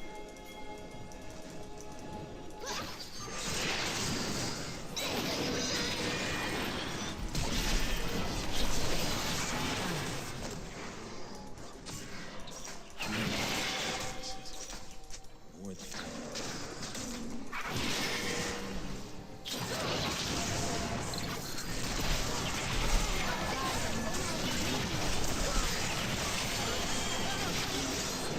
Well, I died, which sucks, but we got them all. Or we should get them all. Oh! Damn. If she would have hit that, that would have been nice. Lux, please. Okay. Come on. This Vayne is kind of better than the last one. Well, we're not getting pressured as much in lane because Samira's low range ADC instead of Caitlyn. Like, that helps a lot. Has destroyed a turret. Is my cloak right? Alright, now I guess we can get Grievous. I was worried there for a second. This is such a garbage mythic passive. Like, 5 ability haste, are you kidding? I'm pretty sure it used to be 15 ability power. Man, have you seen that forest over there? Lux. You gotta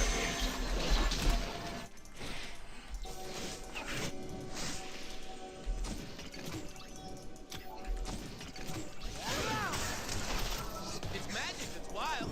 I'm just here for the party.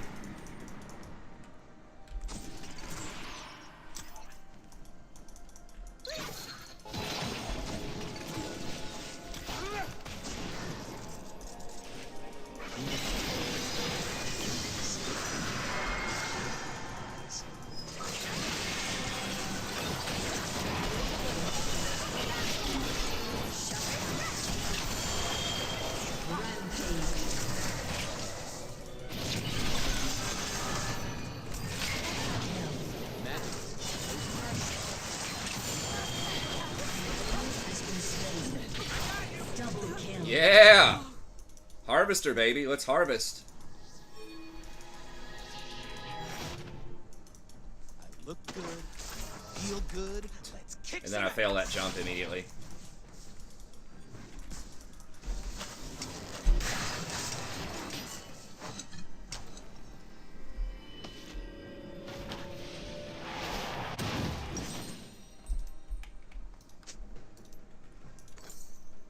Please tell me Vayne did not get... Stop talking myself. God damn it, she got Executioner. Damn it, I ain't aware of Okay, well, I'm gonna get something else then if she's gonna be a clown.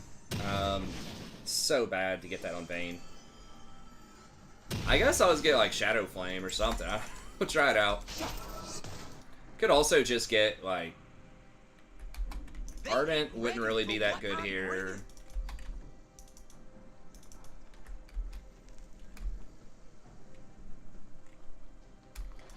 So I'm going AP because they have a lot of squishy champs. I will walk. I will dance. And we don't really, like, I don't know. I thought about Shurelya's, but hoping to make up for Vayne's lack of early game damage, but she's actually got a lot of kills here, too.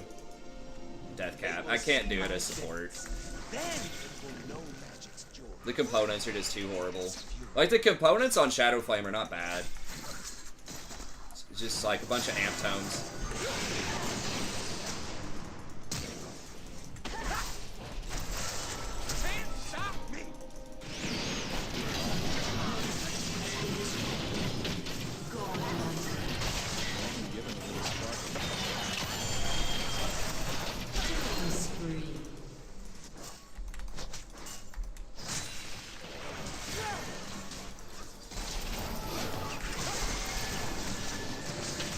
AP is extremely good on Rakan too. People forget that like his ratios are quite high.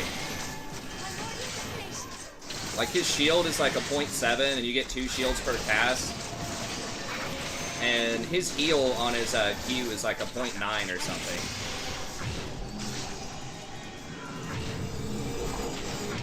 Like my best run in recent years was AP Rakan when Night Harvester first came out.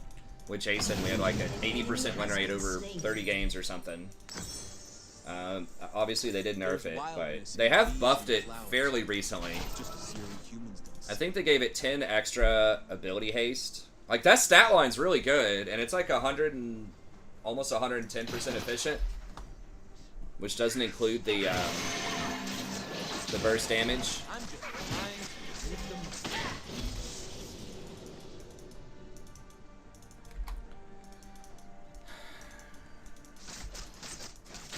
No, it wasn't 100 games. No, it was not that crazy. It was like 70% on Maokai over like 30 games. But yeah, they've definitely nerfed that a lot. It might have been 70 over 50, but it was never 90 over that long of a period of time. 90's like crazy. You can do that for more than like 10 games. Even in like good matchups.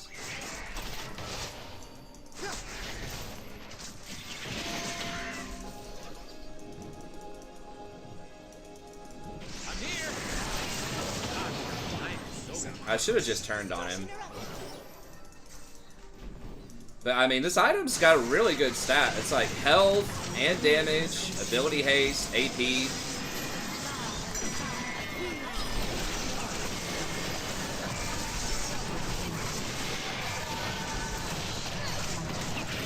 scared of darkness. They're scared of magic. They are scared where. And it's like a lot of games I get 2.5 items too. So I'll like maybe complete one, like my second item and then get like a Kindle gem or something.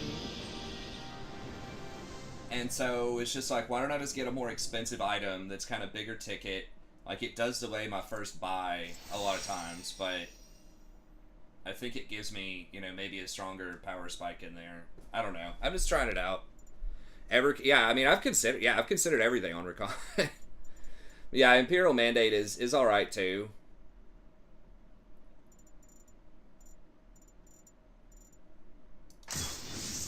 I mean, that used to be the go-to on Rakan for a really long time. I didn't see how much damage it did that game.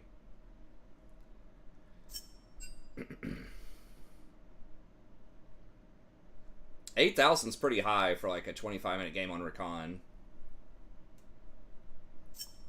I wish it would tell you damage on items if you hovered them on this screen. It's kind of weird it doesn't. I think Mandate is a lot less efficient. The thing is, like, you're paying for mana regen, and you really don't need it on Rakan because you're basically an engage burst champion.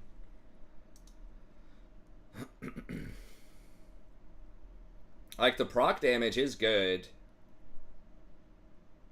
So you'd get like 65 up front, and then if someone else hits them, it's an extra, like, I don't know, 100, 110. That has no AP ratio on it, but it's probably about the same proc damage as Harvester, except your allies have to hit them for it. And you do get 20% bonus movement speed. I think Harvester gives you 25 for 1.5 seconds. This obviously has a lower cooldown. But I think the big deal is like you're getting 50 more AP with Harvester, which is over 1,000 gold. It's like 1,100 gold worth of value, and you're getting 5 extra ability haste, which is another 100 something gold. So that's like 1,200 gold, maybe 1,300, and then you're getting, I think, 150 more health, which is like 400 gold. So that's like 1,800 more gold worth of value in just raw stats on Harvester. Not, I mean, yes, the mana regen is valuable, right? Like that gives you, I think that's 250 gold. But that's like not really a combat stat. Like in most fights, that's not going to matter. That's only going to matter if you're just running around kind of YOLOing, killing stuff all the time in the mid game and just like never backing. But most of the time, Rakan should have enough mana. I mean, that's just how I'm thinking of it. So it's like 97% gold efficient.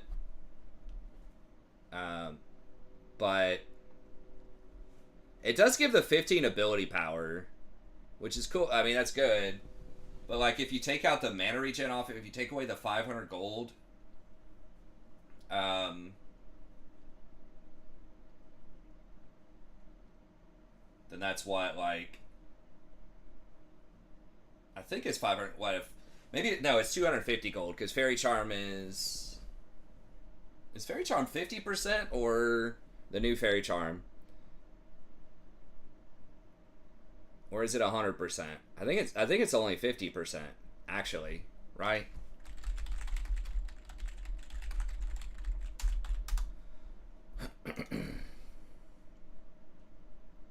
Okay, so you're paying 500 gold for regen, not 250. So that's even worse.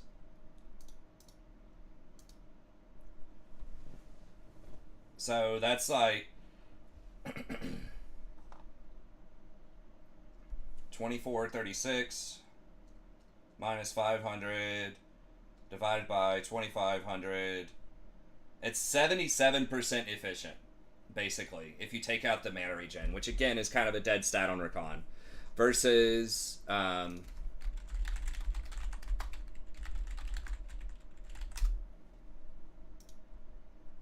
like Night Harvester doesn't have any dead stats. Like these are all really, really good on Rakan.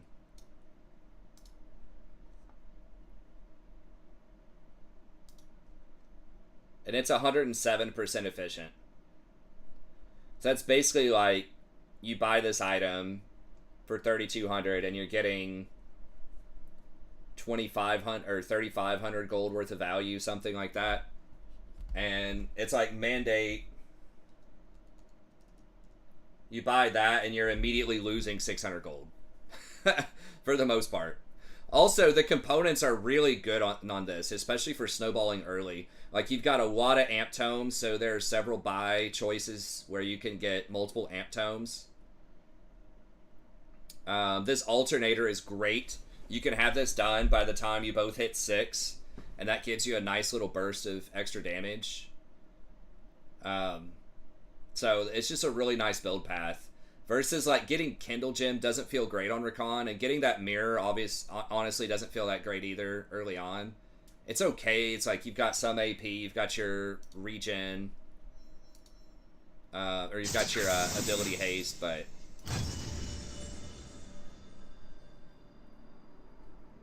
mana regen's bad because you don't need it, like, in most fights, because you're not a poke champion, right? If you're using mana outside the laning phase, you're going in and you're going for a kill, right? And your mana pool is already going to be, like, you're going to have enough for, like, at least 3 rotations of spells in the mid-game. And most fights are not going to last longer than that. And typically, after a fight, you're going to back pretty soon and refill your mana pool anyways. Versus something like Lux, or a typical mage, you're going to be trying to poke, right? You're going to be using your spells to try to soften people up before you go in. So mana is actually can be good on them. But like you're not doing anything. I mean, I guess you could throw Qs as Rakan, but those are really cheap. They're only 60 mana. Hey, what's up, Eggnogs? Start college next month. I want to become a history teacher. Should you teach something else? Sorry for the delay. So like mana regen is good in lane because you're in lane for an extended period of time usually, but you don't need it as much, especially if you're going Frostfang. It gets you pretty good mana regen early, excuse me. Teachers in general, I feel, are pretty in demand in a lot. It just depends. Like, I find teaching really rewarding because, let me lower my headset here so I'm not screaming. I find it really rewarding. I just like, you're constantly seeing fresh people. I feel like I'm having a really positive impact on their life. It's like what I'm teaching though, like critical thinking. Shinami. Like basically critical thinking, helping them research, allowing them to sort of choose their own research. Like I think the students get a lot out of it, and I have a pretty good time with them. So that's my perspective on it. Now teaching, what I'm assuming you're talking about, like high school teachers in history. I don't have experience in high school. It depends on your school district. Probably depends on the school you can go to, honestly, too, what your experience is going to be, and just sort of what you're looking for. So, you know, some people, they'll end up teaching at, like, inner city schools or really rural schools, like schools that just aren't funded very well, with, I don't know a nice way to say, but like just a bad, like, either administration in the school or school district where they put all kinds of restrictions on what you can and can't teach, and you know, they may or may not provide you funding for a lot of stuff, and just having to, you're dealing with a lot more outside the class stuff too if you're teaching in those kinds of environments, which again, some people find that really rewarding. I guess we'll run it this way. But it can be very taxing. Like, I've known several teachers who I've known one who taught in, like, a really troubled school. And you just have to deal with so much. Like, she taught at the elementary school level where it's like so many of the kids just can't even focus because, you know, their parents are abusive or never give them food, or they're, you know, just addicted to drugs. There's just a lot of stuff that they're dealing with outside the classroom that disrupts their ability to do classwork and also just kind of warps their personalities. Well, I have experience in high school, but not from a teaching degree. Like, teaching is obviously very different than being a student in high school. So there is that. It depends on your school district, and some people like that challenge. You really do make a massive difference in those places. Like, that can be do or die, like, almost literally for those kids. If you can be a good role model and get them interested in something so that they don't end up in a gang or, you know, overdosing when they're 22. I know, you mess with me. But you know, the stakes are really high, and it's very challenging in those types of schools. Now, in a more kind of like middle class school, I've had someone teach there too, and there are frustrations more so with like red tape and administrators and stuff. Like having to teach to a standardized test, not being flexible in how you're teaching different students with different learning styles and things like that. But again, can be very rewarding if you're able to do it. And from the history side, I'm not sure how you're able to teach it. Like, if you just have to teach to that standardized test, is you have to teach specific dates, or if you have more flexibility to teach certain themes in history and get the students to understand and appreciate those themes.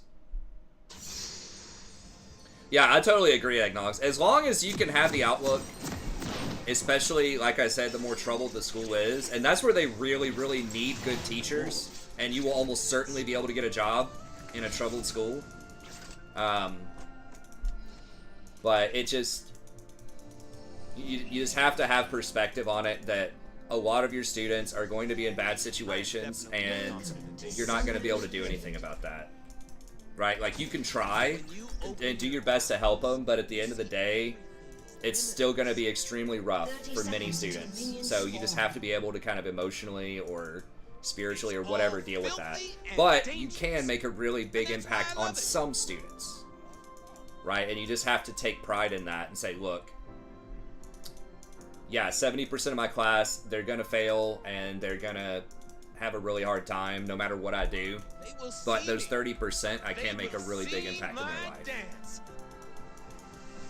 And, you know, again, that's really, it's tough to see.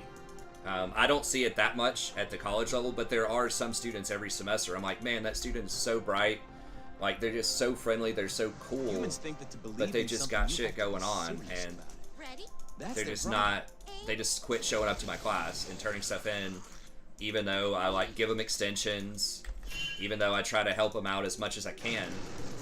It just doesn't matter with some students. They're scared of darkness. They're scared of magic.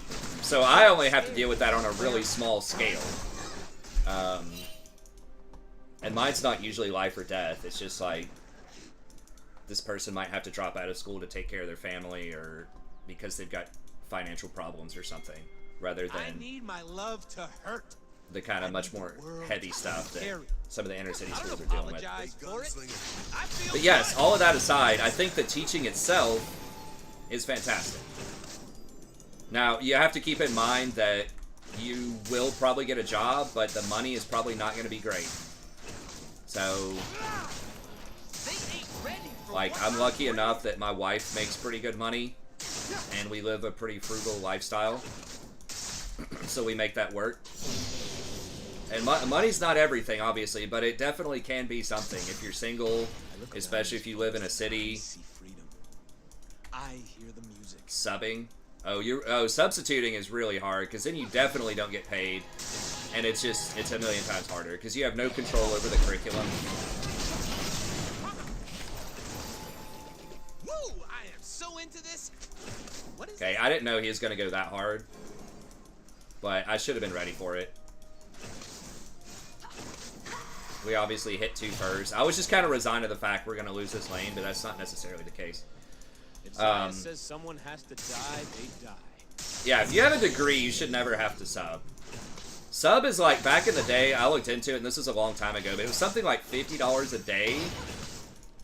It was like minimum wage or less, and it's like no respect from kids, no control over the curriculum. It's kind of a glorified babysitter. I don't even know if that's really teaching. I mean, I don't want to like insult subs, but it's like, it's just a completely different vibe. You can't build a relationship with students. I guess if you keep subbing in the same school and they get to know you, maybe you can.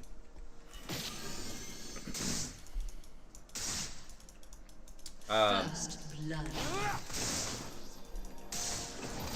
Time to get it started. Yeah, if we hit this Lucian again, I'm pretty sure we just kill him. I should probably go for more aggressive, like, flash trading earlier, too, in more matchups. It's because Rakan is one of the most mobile champs in the game. I'm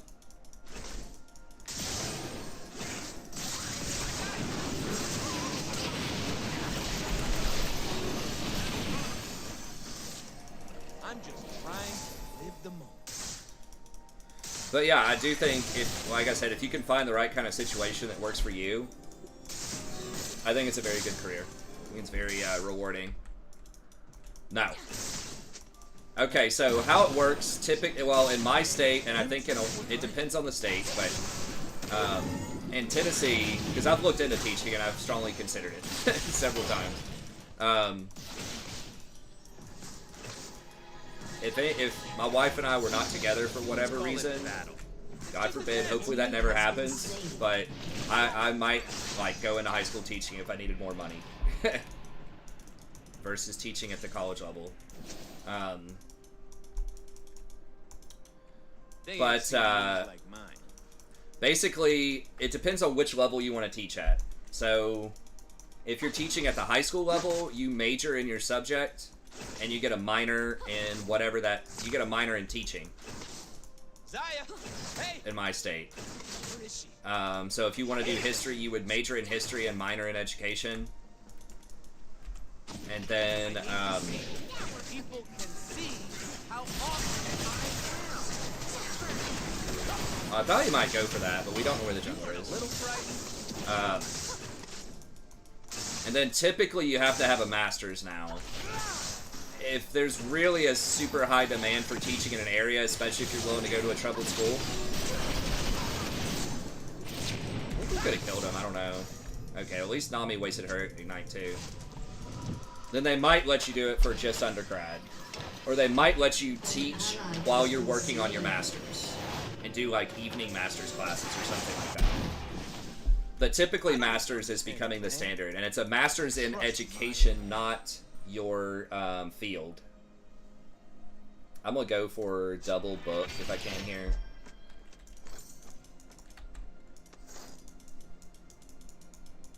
Just to kind of surprise him. It's magic that's wild. I'm just here for the party.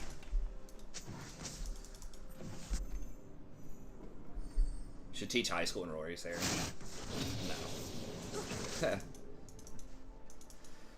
She wouldn't want that. I mean, she could take a class with me if she wants to go to my university, which she should. Born of magic.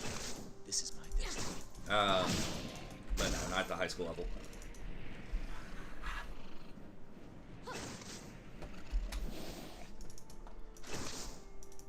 Most jobs want 2+ years. For teaching, I think they'll let it slide, especially if you're, if you have a master's and you're, again, willing to do some of those tough schools. Like, they're just desperate, man. Forgot my unhair.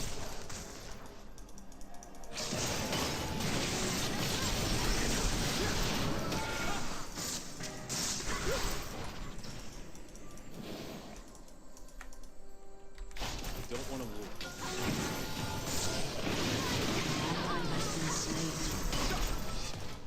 She got exhausted and then still went in.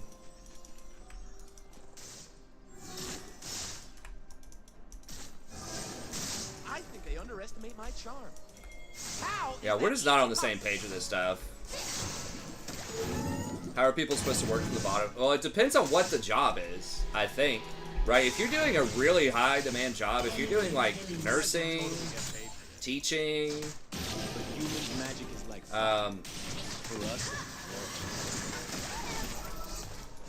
some kind of computer coding or something like that, I think you can get in just fine entry level. Now, if you just have a, if you're just trying to do sales or something, and you just got an undergrad in psychology or whatever, yeah, they're, you know, they're gonna go for the most qualified candidate. You know, they're not gonna say, well, we have no clue if this, like, if this person, like, can do this job or not. They're right out of college. Or we had this other guy who has 5 years of experience and has really good recommendations from a respectable employer in the field, right? Like, of course they're going to be doing that. It just depends. I think it's just field dependent. I don't know. Maybe I'm, like, ignorant to some aspects of that, but... Like, I know with, An enemy has been slain. like college adjuncts and stuff, we just got a, you know, memo from our boss, basically. Like, our department head was saying they've been talking with the university. There's massive influx of students trying to go to our university. Like, the, you know, the meme or whatever, what people talk about is, you know, college is not worth it, nobody's going to college, blah, blah, blah. It's like, our enrollments are insane.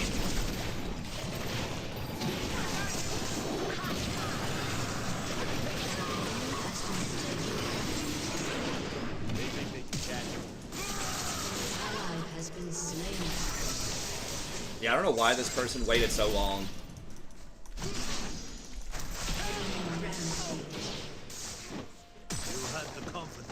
If I would have charmed him, maybe. Like, I don't know why she stood there and fought. It was pretty obvious she was going to lose. Yeah, he's going Essence Reaver first. Dirk is just such a bullshit item. Like early Without game. wild It's just magic, way too we strong. have no children, we Um, have no future. In the sales of money. I mean, that's probably a pretty common combo.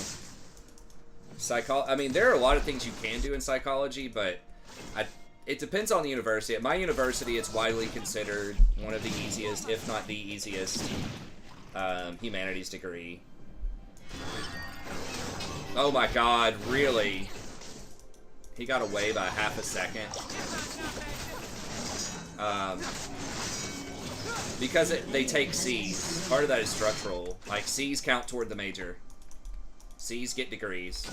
Most other majors require a B in major classes. Yes, it is.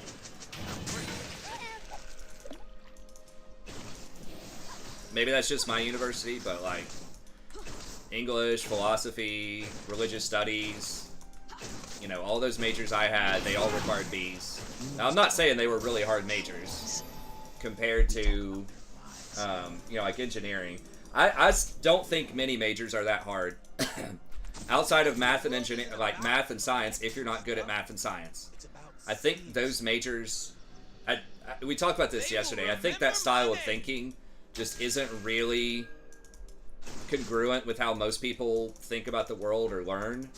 Just memorizing abstract, you know, what feels like very abstract numbers or concepts.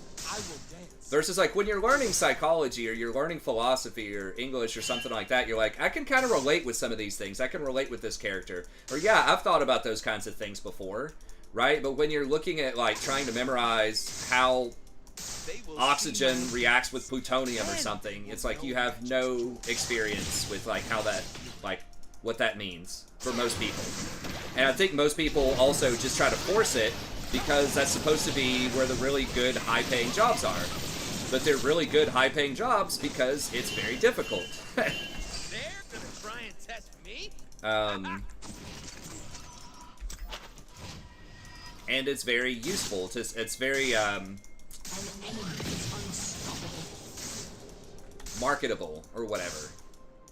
It makes people a lot of money in society, so there's a lot of demand for it. I don't know if I can fucking kill him. If I can get him, he's gonna, like, dash away, though.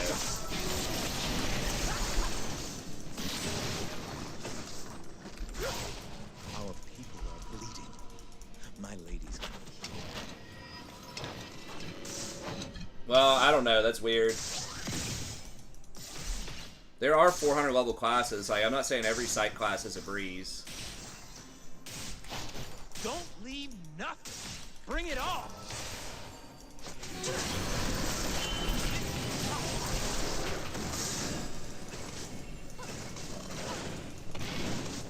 God, what I would give for Poppy, like, being on the map. I'm G to the D. Golden diamond. It's warded now, dude. Okay, maybe she comes. Lucian's almost out of mana.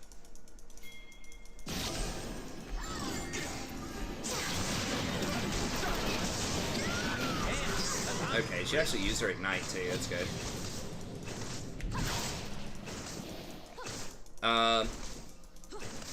But yes, teaching is good. I don't know if you're still here, Eggnogs, but I just try to be real with you about teaching, just because it's not for everybody, but I think it's honestly like one of the most important jobs out there, because critical thinking, I believe, is at an all-time low right now. And we really need a better education system.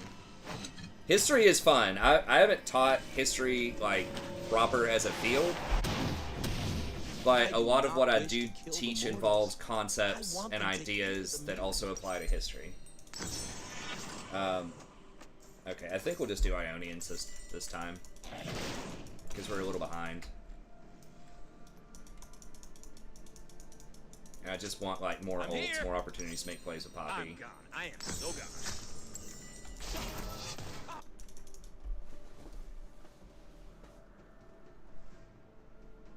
I don't know, man.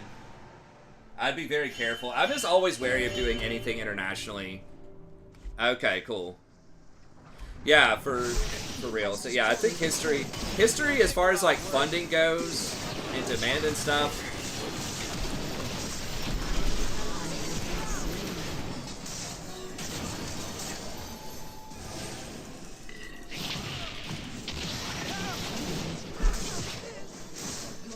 I don't know. Maybe I should have shielded first. My ult just came back up. Or if Tristana, you know, just used her ult on anybody.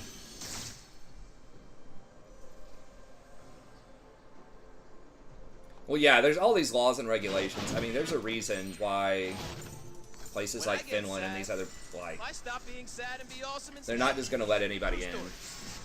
Especially in a place where English is very widely accepted already. Like, most people probably already know English and are taught English. You know, the real places where you used to be able to make good money would be like Japan, maybe South Korea, like wealthy Pacific countries. But I don't know if that's still the case or not. Enemy killing spree. Enemy double kill. Oh boy. Never seen moves like mine.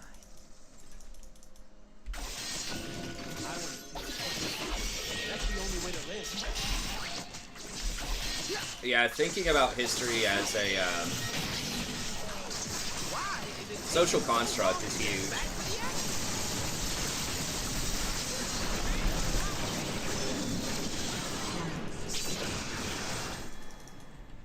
Like, looking at postmodernism, post-structuralism in terms of history is something that I teach.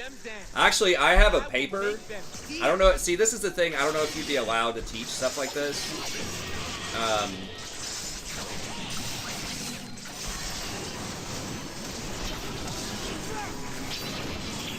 Or like do assignments like this. The one thing I like to do when I teach my second year course is I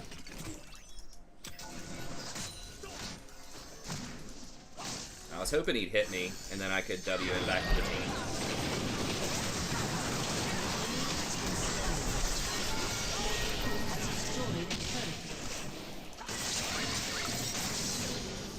Is basically we're supposed to do archival research, which is,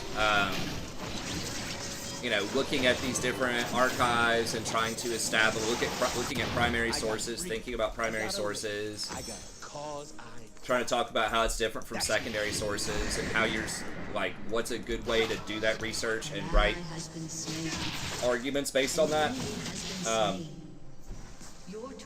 And one thing I have them do is I tell them to pick any historical figure that they think is misunderstood or misrepresented in some way. They don't have to necessarily, it doesn't necessarily have to be a good person or someone they think is moral, although it usually is someone that they think is pretty cool. Are we?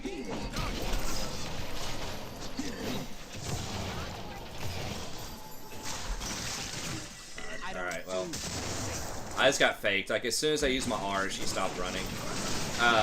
So I have them pick somebody that they think is misunderstood or misrepresented in history, and then they roleplay as that person. They pick a specific detractor, like someone who misunderstood or misrepresented them historically in that moment. And then they write a letter to that person trying to get them to change their mind. Trying to say, look, the way you're talking about, you know, my ideas about, you know, the economy or whatever weren't really accurate with what I was saying, or I think that it's really important that we try to do policies to change this aspect of how we treat women or something, you know, in the 1800s. And so they write a letter to that person. They have to think carefully about what are the values of that person, why does that person misunderstand their historical figure, and what would be some good rhetorical strategies to change their mind. So what kinds of things could you say, or what kinds of evidence could you use to potentially get them to change their mind about that issue, right? Or how they're interpreting your person.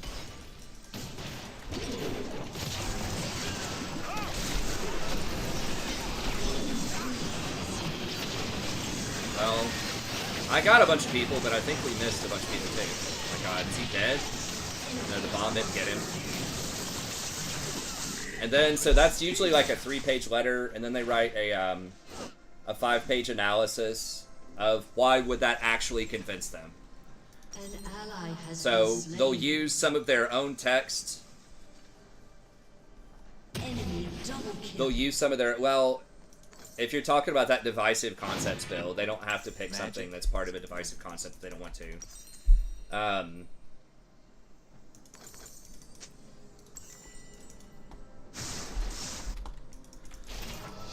But they will just say, you know, in your newspaper article you said this and this and this, like in the letter, and that'll be like one of their sources they have to look up, one of their archival sources. Or in this poem, you know, you say that I was never really concerned with the middle class or something like that, but in this poem I said this and this, which indicates that I really did believe in this aspect of the middle class, or, you know, something like that. So they're using, like, historical documents as evidence for their argument. So it's interesting in that it's an argument. It's trying to make a rhetorical argument with a letter and analyze it rhetorically, but you're looking at a historical figure, you're thinking carefully about the context, and you're using sort of archival evidence as part of your argument. The students usually really enjoy it. They pick a wide variety of things, like, and some students, like, it'll completely take down your, like, some of the stereotypes. Right? Like, there was one girl who's, like, this attractive sorority girl-looking person who, I don't know, you just be like, okay, she's gonna write something fairly basic, right? But then she ends up looking at, oh, who was it? I, like, set her up now, and I forgot the details. But it was, like, someone, it might have been someone who was accused of poisoning, like, I don't remember if it was Mozart. It was some kind of, like, someone in the 18th century.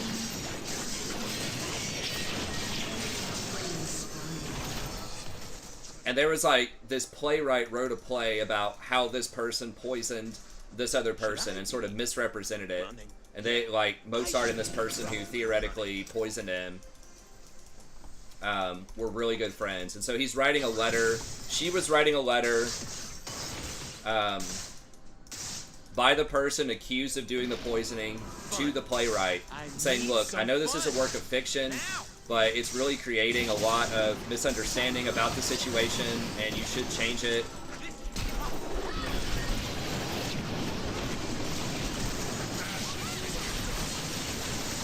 No way. We get him, right? Okay, good. That was surprising. And then I had someone else. Again, a girl that you may not necessarily think of as, you know, being super interested in history. But she wrote about, like, Genghis Khan and how, you know, he was misunderstood and how he was really trying to push for, like, extra rights and considerations for his daughters. So she was like, yeah, he's, you know, she told me, he's like, yeah, he's still, you know, bad. He went around murdering all these people and all this other stuff. She's like, but he was kind of trying to be progressive in this one way, right? So just trying to demonstrate some complexity and how we should think about him. And that's something, I think some of the best papers do that, where they look at a villain in history and they say, look, this person was still a bad person, but there's some interesting aspects to them that is not explained. Another one that was, like, interesting, and I've had several people write about this, but, like, Hitler and his personal physician. So apparently one of the major reasons why Hitler was as deranged as he was because he was, like, hopped up on all these drugs because he had, like, anxiety and depression, and he was trusting this personal pharmacist who was just basically giving him meth the whole time. And obviously it wasn't, like, excusing his behavior. It was just saying, look, mental health is a really big deal and we need to respect it, and also drugs are bad. Like, that kind of thing. So that's why I have a lot of fun being able to teach that way. I doubt that's going to be allowed at the high school level, because I think there's probably still a huge emphasis on standardized testing rather than mastery of specific historical concepts. I mean, I can read you some of that law that was passed. Although I need to talk to my department head because they just said that that doesn't apply to us.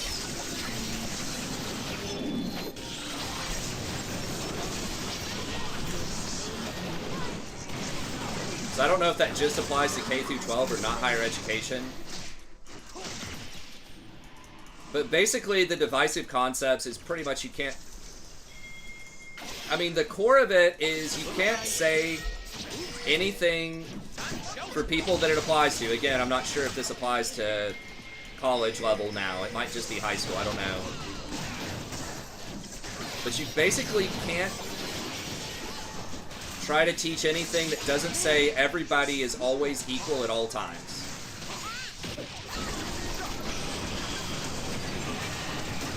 Which sounds really good. It sounds really noble.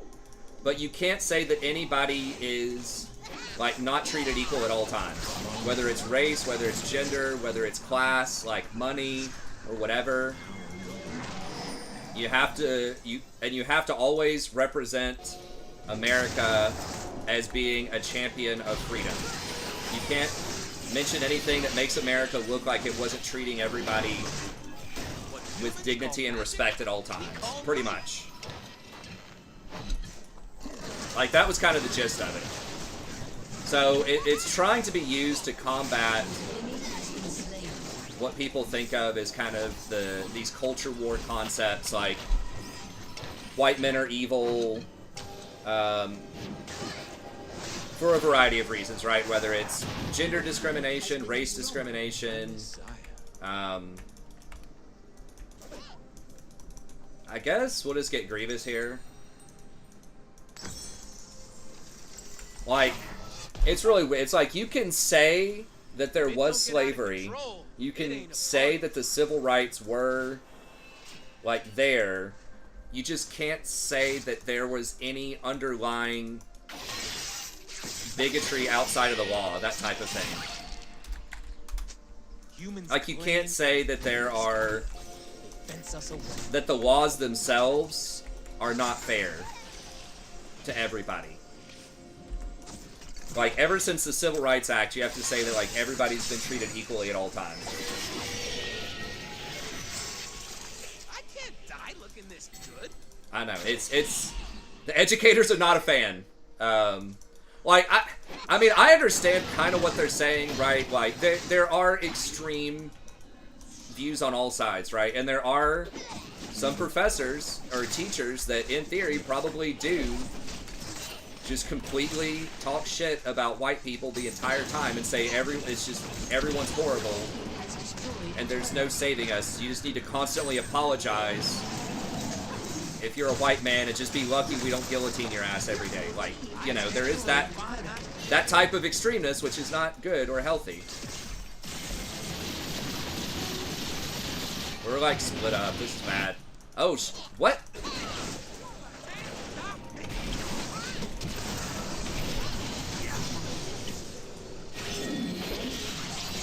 Oh, nice. Well, that could have gone a lot worse. So it's not like they're like 100% and totally like there's no basis for what they're saying or doing, right? But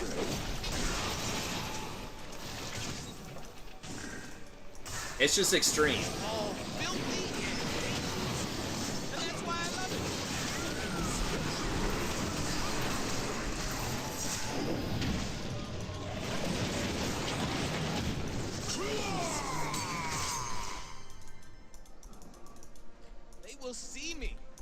It's just completely perfect. The law states people are treated...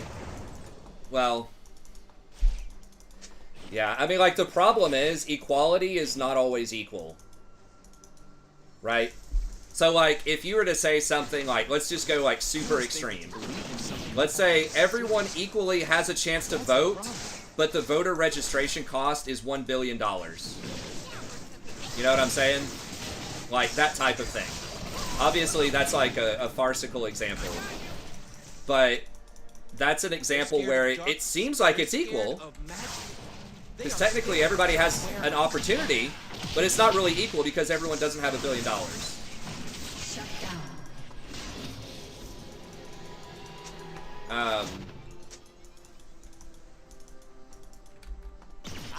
I think CRT is critical race theory. So yes. Now, again, that's extreme, and there could be extremes on the other side, where you can say, you know,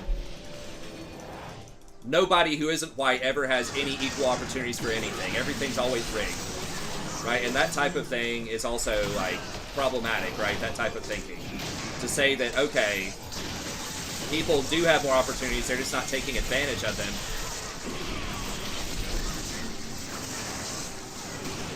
Because there's some of that, too.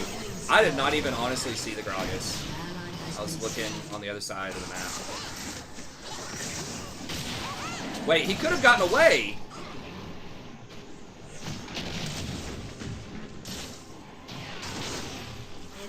Oh my god.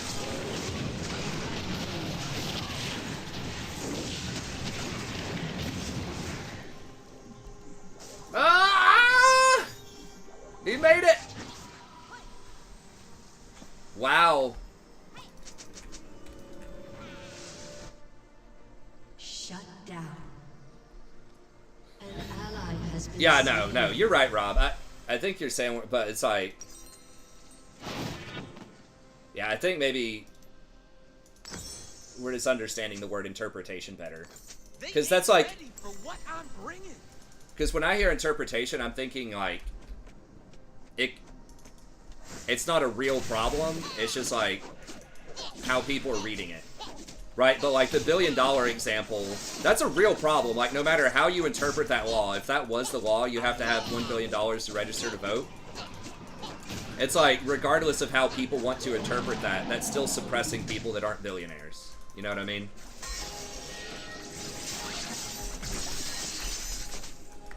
It's like, yeah, there's some interpretation. It's like, okay, do you have to have the money liquid, right? Do you have to have it in all cash? Are you allowed to use stocks? Are you allowed to tap into your 401k? You know, what are going to be the tax ramifications of that? Is that a tax write-off if you pay that voter registration? You know, those are like interpretations. And that's how I was reading it. But the fact that you still need $1 billion to register to vote still has real ramifications that are unfair, even though technically it's an equal opportunity. Technically everybody can do it. See what I'm saying?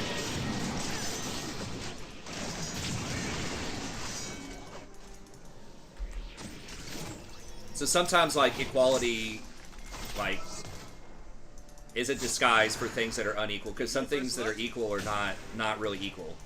Right? Because nobody's really equal, right? If you come down to it, at the core of it, everybody has a slightly different DNA.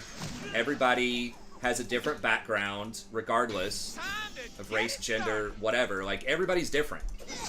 And when you have, like, 8 billion or 9 billion different variations of humans on Earth, like, there's really no such thing as full equality, right? Like, you can try to give people equal opportunity, and I think that's noble and that's good, but there's going to be some inherent things that are not really fair, despite, like, seeming equal. And that's why the law is always adjusting, right? That's why there are constantly updates and rulings on human behavior and what's appropriate, what's ethical. It's always changing based on context, and it needs to be interpreted and stuff like that. So that's my problem with the bill. Is it's like it's trying to pretend like there is this full equality and that there are no problems, whether it's CRT or anything, whether it's economic.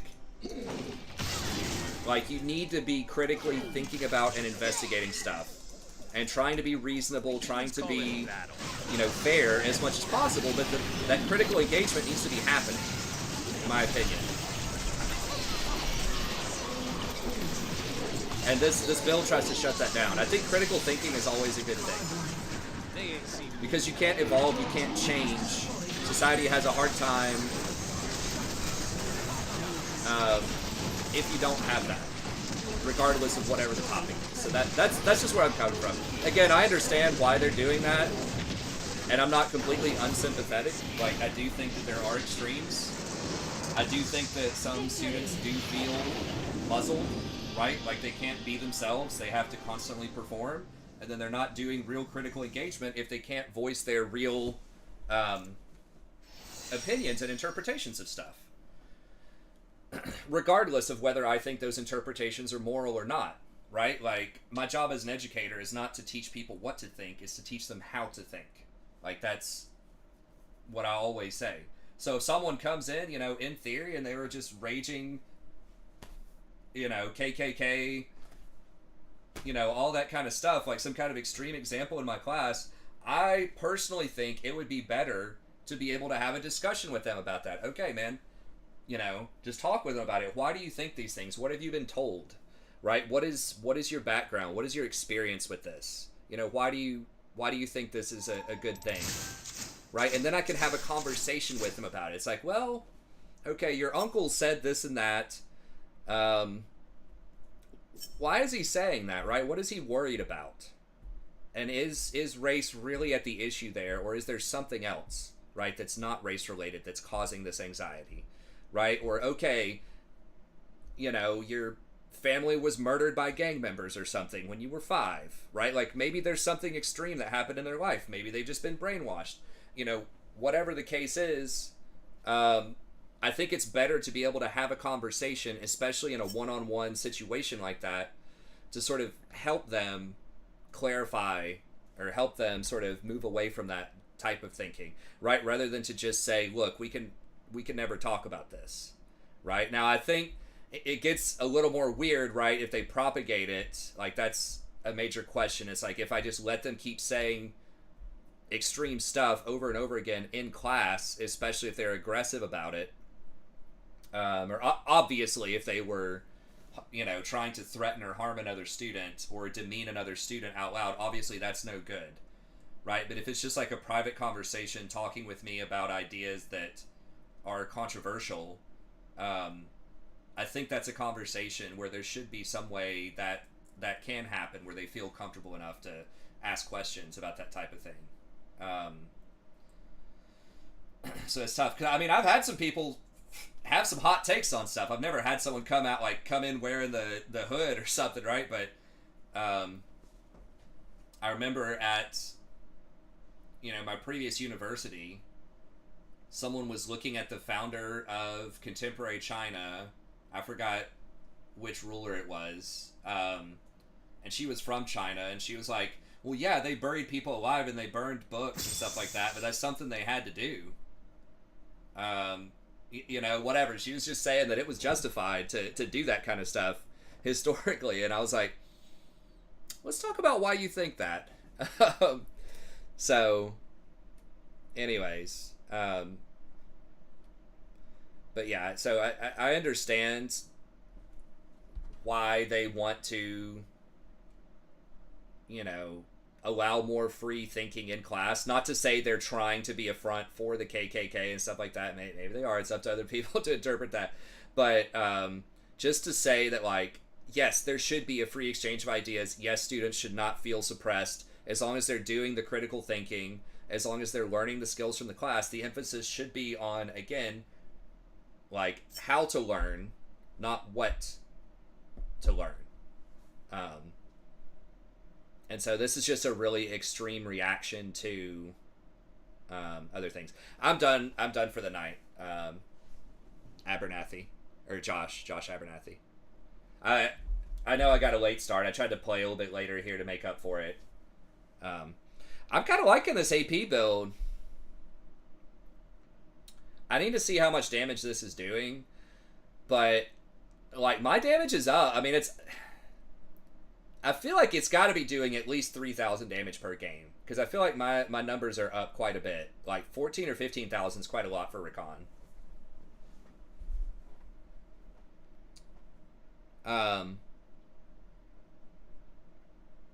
Probably arrested on the way. Yeah. I mean, obviously, like I said, I'm super anti-gay. I mean, you guys know that, right? I'm just taking extreme examples on things and just saying there needs to be a more moderate solution to all of these things. Like, the main emphasis just needs to be on educating people. And the people who need it the most are the people who have the extreme views. So, like, you need to create a space for them to have a conversation, because a lot of them are just, especially when they're 18, right? They're just misled. They've just been, like I said, basically brainwashed by family members or friends or whatever, a lot of people who have these kinds of views. And many of them are open to changing their mind if alternatives are presented to them in non-threatening ways. I think they're open to be, because I've had people say this before. Like at my previous university, some guy, told me in class, I think he even made it part of his presentation, how he used to be very anti-immigration. This was back in like 2013 or 2014, when that was kind of like one of the really big issues. It still is an issue today. It's just kind of overshadowed by other stuff. But the immigration thing, and he said that, he admitted, he's like, I had been told all of this bad information my whole life. All these stereotypes and racist, what I can see now is racist stuff about immigrants. He's like, but I got a job this summer working in a restaurant in the kitchen. He's like, and I got to tell you, they're really cool guys. He's like, I made some really good friends with, some Latino people in the restaurants, and they're hardworking and they're cool and they're just like everybody else. And, no one ever told me that when I was growing up, and that type of stuff. So that kind of stuff does happen.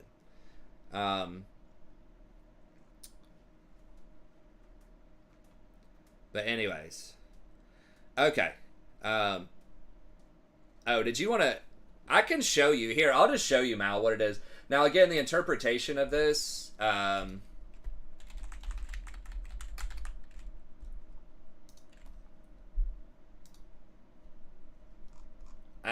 Again, I've got to get clarification because some people in our department are saying this doesn't apply to us. It does say higher education, so I don't know. So this is everything that's a divisive bill. That's a divisive concept. So you can't talk about this, or you have to be extremely careful how you talk about this. One race or sex is inherently superior or inferior to another. An individual, by virtue of their race or sex, is inherently privileged, racist, oppressive, whatever else. An individual should be discriminated against or receive adverse treatment because of their race or sex. An individual's moral character is determined. Like, all of this sounds good. Like, I'm on board with this in theory, right? An individual, by virtue of their race, sex, bears responsibility for past acts. An individual should feel discomfort, guilt, or whatever because of their race. So you should not have like white guilt or whatever. A meritocracy is inherently racist or sexist or designed by a particular race or sex to oppress another race or sex. The United States is irredeemably racist or sexist. Like, all of this sounds good in theory. It's just when you get down to like what this actually means in practice is where it's problematic. So this is one of those like very specious arguments where I think most people, like any reasonable person reading this, is going to say, yeah, these are all good things. Right? But it's like when you start to look at like, okay, what does that actually mean for the classroom? Conducting any mandatory training of students or employees if the training includes this. So, again, it's very tough, right? Like, you can train on race or gender or whatever, but it can't say there's any racism, basically. Using training programs, if it includes a divisive concept. Using state-appropriated funds beyond the payment of a salary if a faculty member wants to incorporate one or more of these divisive concepts. But it's like, even talking about this, like, see, because it doesn't say is doing these things, it says talking about these things or containing information about these things. So if you're trying to investigate something like, is there something that's racist in American law or, some of this other stuff? And the answer could be yes, it could be no. You still can't, like, investigate anything like that. Includes race or sex stereotyping. Or includes race or sex scapegoating. Which, again, I don't think that's a legal term. I don't know.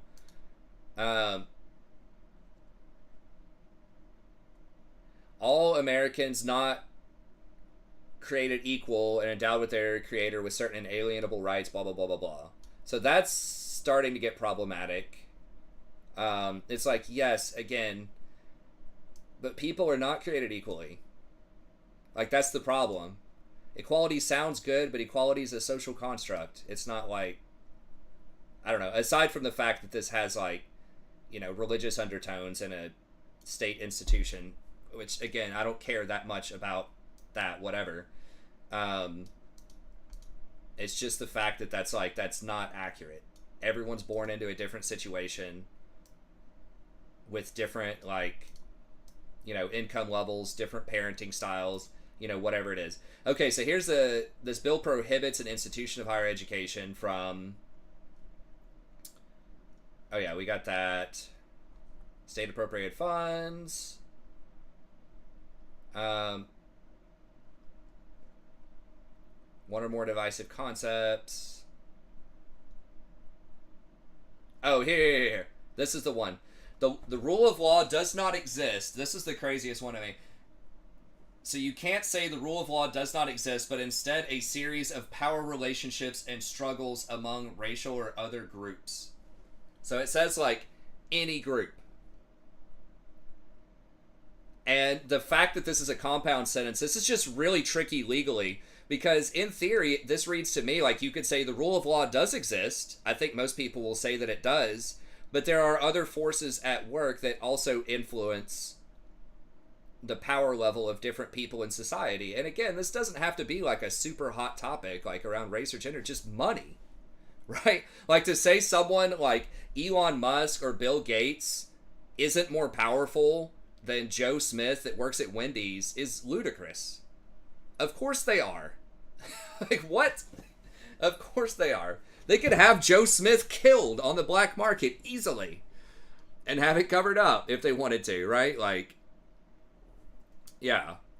So it's like, this obviously does. Like, I know what they're trying to say. They're trying to fight against postmodernism, right? Which just says that there are a lot of power relationships that society creates that determine you know, how difficult or how easy it's going to be for certain people to operate in society. But again, and yes, that does intersect with CRT, right? But it doesn't always have to, because it can involve money. It can involve white people too, right? It can involve white men. So anyways, so it's trying to say that the law doesn't matter as much as this relationship. But it's like, legally, seems like that would be a super problematic sentence. Because it says any other group. I mean, it could literally be anybody. It could be a group of, I don't know, workers at McDonald's or something, right? Like, it doesn't have to be racial or whatever. It's just trying to say that, like,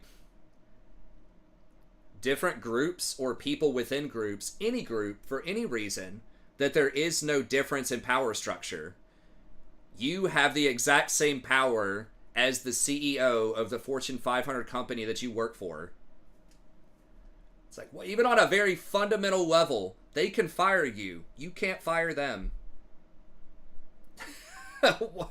I mean, I don't know. It is extreme. So anyways, that's what just got passed. I'm going to have to get an interpretation of it. Again, most of this I don't think affects me because I try to take a middle ground on a lot of stuff. But I'll just have to see. But yeah, it's a poorly written law that, and part of this as well is the students get to write a review every year of whether or not they think there are divisive concepts on campus and whether or not they're being discussed. Basically, whether people are breaking this law. They get to anonymously report, and then they congregate all of those reports, and they have to publish their findings on like the front page of the university website. So they have to say something like 40% of students feel like they still can't speak their mind because there's the presence of too much divisive concepts. So they have to like hardcore enforce this, or it's going to really hurt their marketing.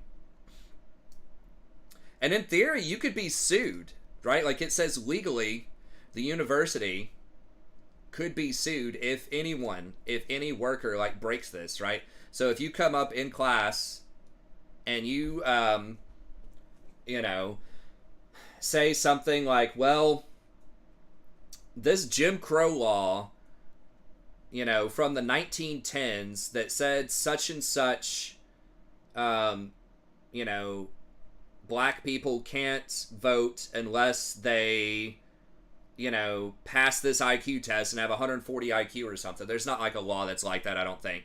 But, you know, something like that, right? Like some, especially some historically, like, super racist stuff. I think the way this is, like, worded, if you were saying that the law itself was racist then, like, and you're just analyzing it, then, you know, Jimmy in class could say, hey, I don't think so.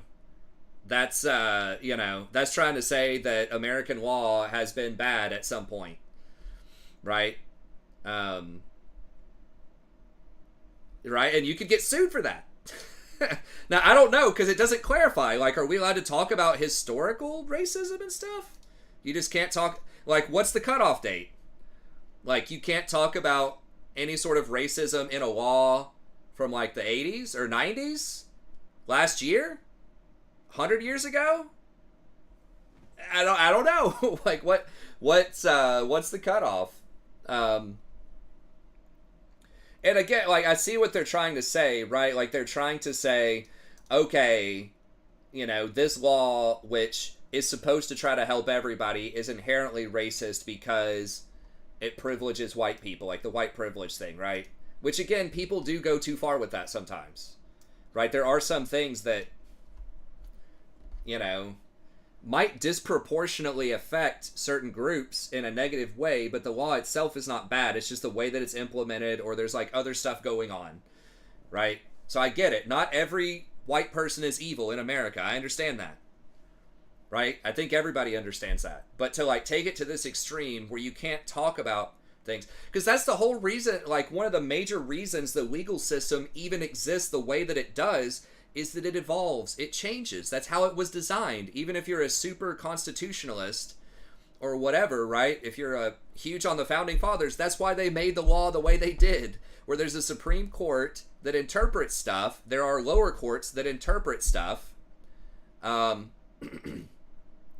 because they knew in the 1700s stuff is going to change. There's going to be new technologies. There's going to be new cultural changes in the way that people think about themselves and think about others. There's going to be new economic realities, right? The world is going to change. So the law has to change with it. And why would the law change if the previous laws were not inadequate, right? If the previous laws adequately covered everything, if they, you know, covered every social situation, if they were always moral, there would be no reason to change it. But the fact that it's built in, that it changes, it's supposed to evolve, it's supposed to change, it can only do that through critical examination and through sort of thinking about, asking questions about what is moral, what should the law be doing in this situation. And people disagree, scholars disagree on what should be done in different situations. Right? And that's how it should be. It should be an active debate. And you can't actively understand or debate or improve society if you're not allowed to interpret some laws as not being optimal and adjusting them. That's supposed to happen. I know, Mal. But yeah, like, just even on a fundamental, like, arch conservative level, you take all CRT, you take everything out of it, just the fact of saying that you can't question the law is bad.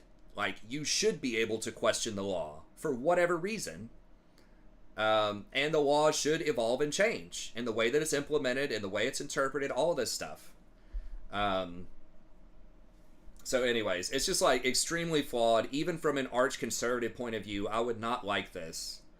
If you really dig down into this and what kind of precedent this sets. Because they can start taking away some of your other rights, too, in theory, if they want to start doing this, right? This is basically, it's not exactly taking away freedom of speech, but it's heavily regulating it from educators, which is kind of step one. But anyways, okay, well, that's it. Hopefully that's not too divisive or whatever. I think we all had a reasonable conversation in here about it, but... It's definitely troubling. for sure. And again, I don't think everything about it is misguided and wrong. I agree with all of these principles up here. These are noble, like, good principles. It's just the way that they're trying to implement it is very misleading, and it's really bad for critical thinking, which means it's going to be really bad for everybody eventually, whether conservative, liberal, whatever. Oh, you're right. It is government mandated. It doesn't affect everybody, because there are some restrictions, right? Like, you can't scream fire in a theater. You can't, like, they would probably consider this something like lying or sedition or something like that, right? Like, that all of these crazy liberal professors are trying to create all of this unease against the government and trying to inspire violence or trying to inspire ideas that are going to question and try to overthrow the government. Like, that's probably how they are trying to justify this legally, is that it's part of some kind of, again, I don't really remember, like, the definition of sedition, but it's trying to turn people against the state is kind of how they're wording this. Like, it's trying to get, the irony here is they're trying to say that this divisive bill is moving against the equal treatment of everybody. So they're trying to say this is basically anti-Civil Rights Act to some extent. And or involving the propagation of trying to overthrow the government. So that's how they're trying to do it. But I don't know. It has this bill should not be interpreted. And then it basically walks everything back legally. So the bill states it should not be interpreted to do these things. So just because we're saying all this up here, don't think that we mean this. So don't think that we are trying to prohibit public institutions from training students or employees on the non-discrimination requirements of federal and state law. Don't think we're trying to infringe on the rights of freedom of speech protected by the First Amendment of the United States. Don't think we're trying to infringe on the rights of academic freedom of faculty. Don't think we're trying to require a public institution to violate any federal, state, rule or law or regulation, or fail to comply with academic accreditation requirements. So it's basically saying, look, we said you can't do all this stuff, but we're really not saying you can't do all this stuff. But you can't. Like, it's so twisted. So yeah, I'm gonna have to get some clarification on this. But anyways, okay. Well, that's gonna be it. Thank y'all very much for tuning in. As always, I appreciate it. Don't think I am doing this. I don't know, man. It's trying to make it as confusing and as vague as possible, so that if they just don't like what you're doing, someone can try to sue you, or like an institution can fire you, basically. But they just don't know how to word it correctly. So they're just trying to, like, make it as gray as possible. Okay, but that's going to be it. We'll be back tomorrow. Thank y'all very much for tuning in. I should have the patch notes and tier list ready for you tomorrow, and I'll see everyone then. Have a good day.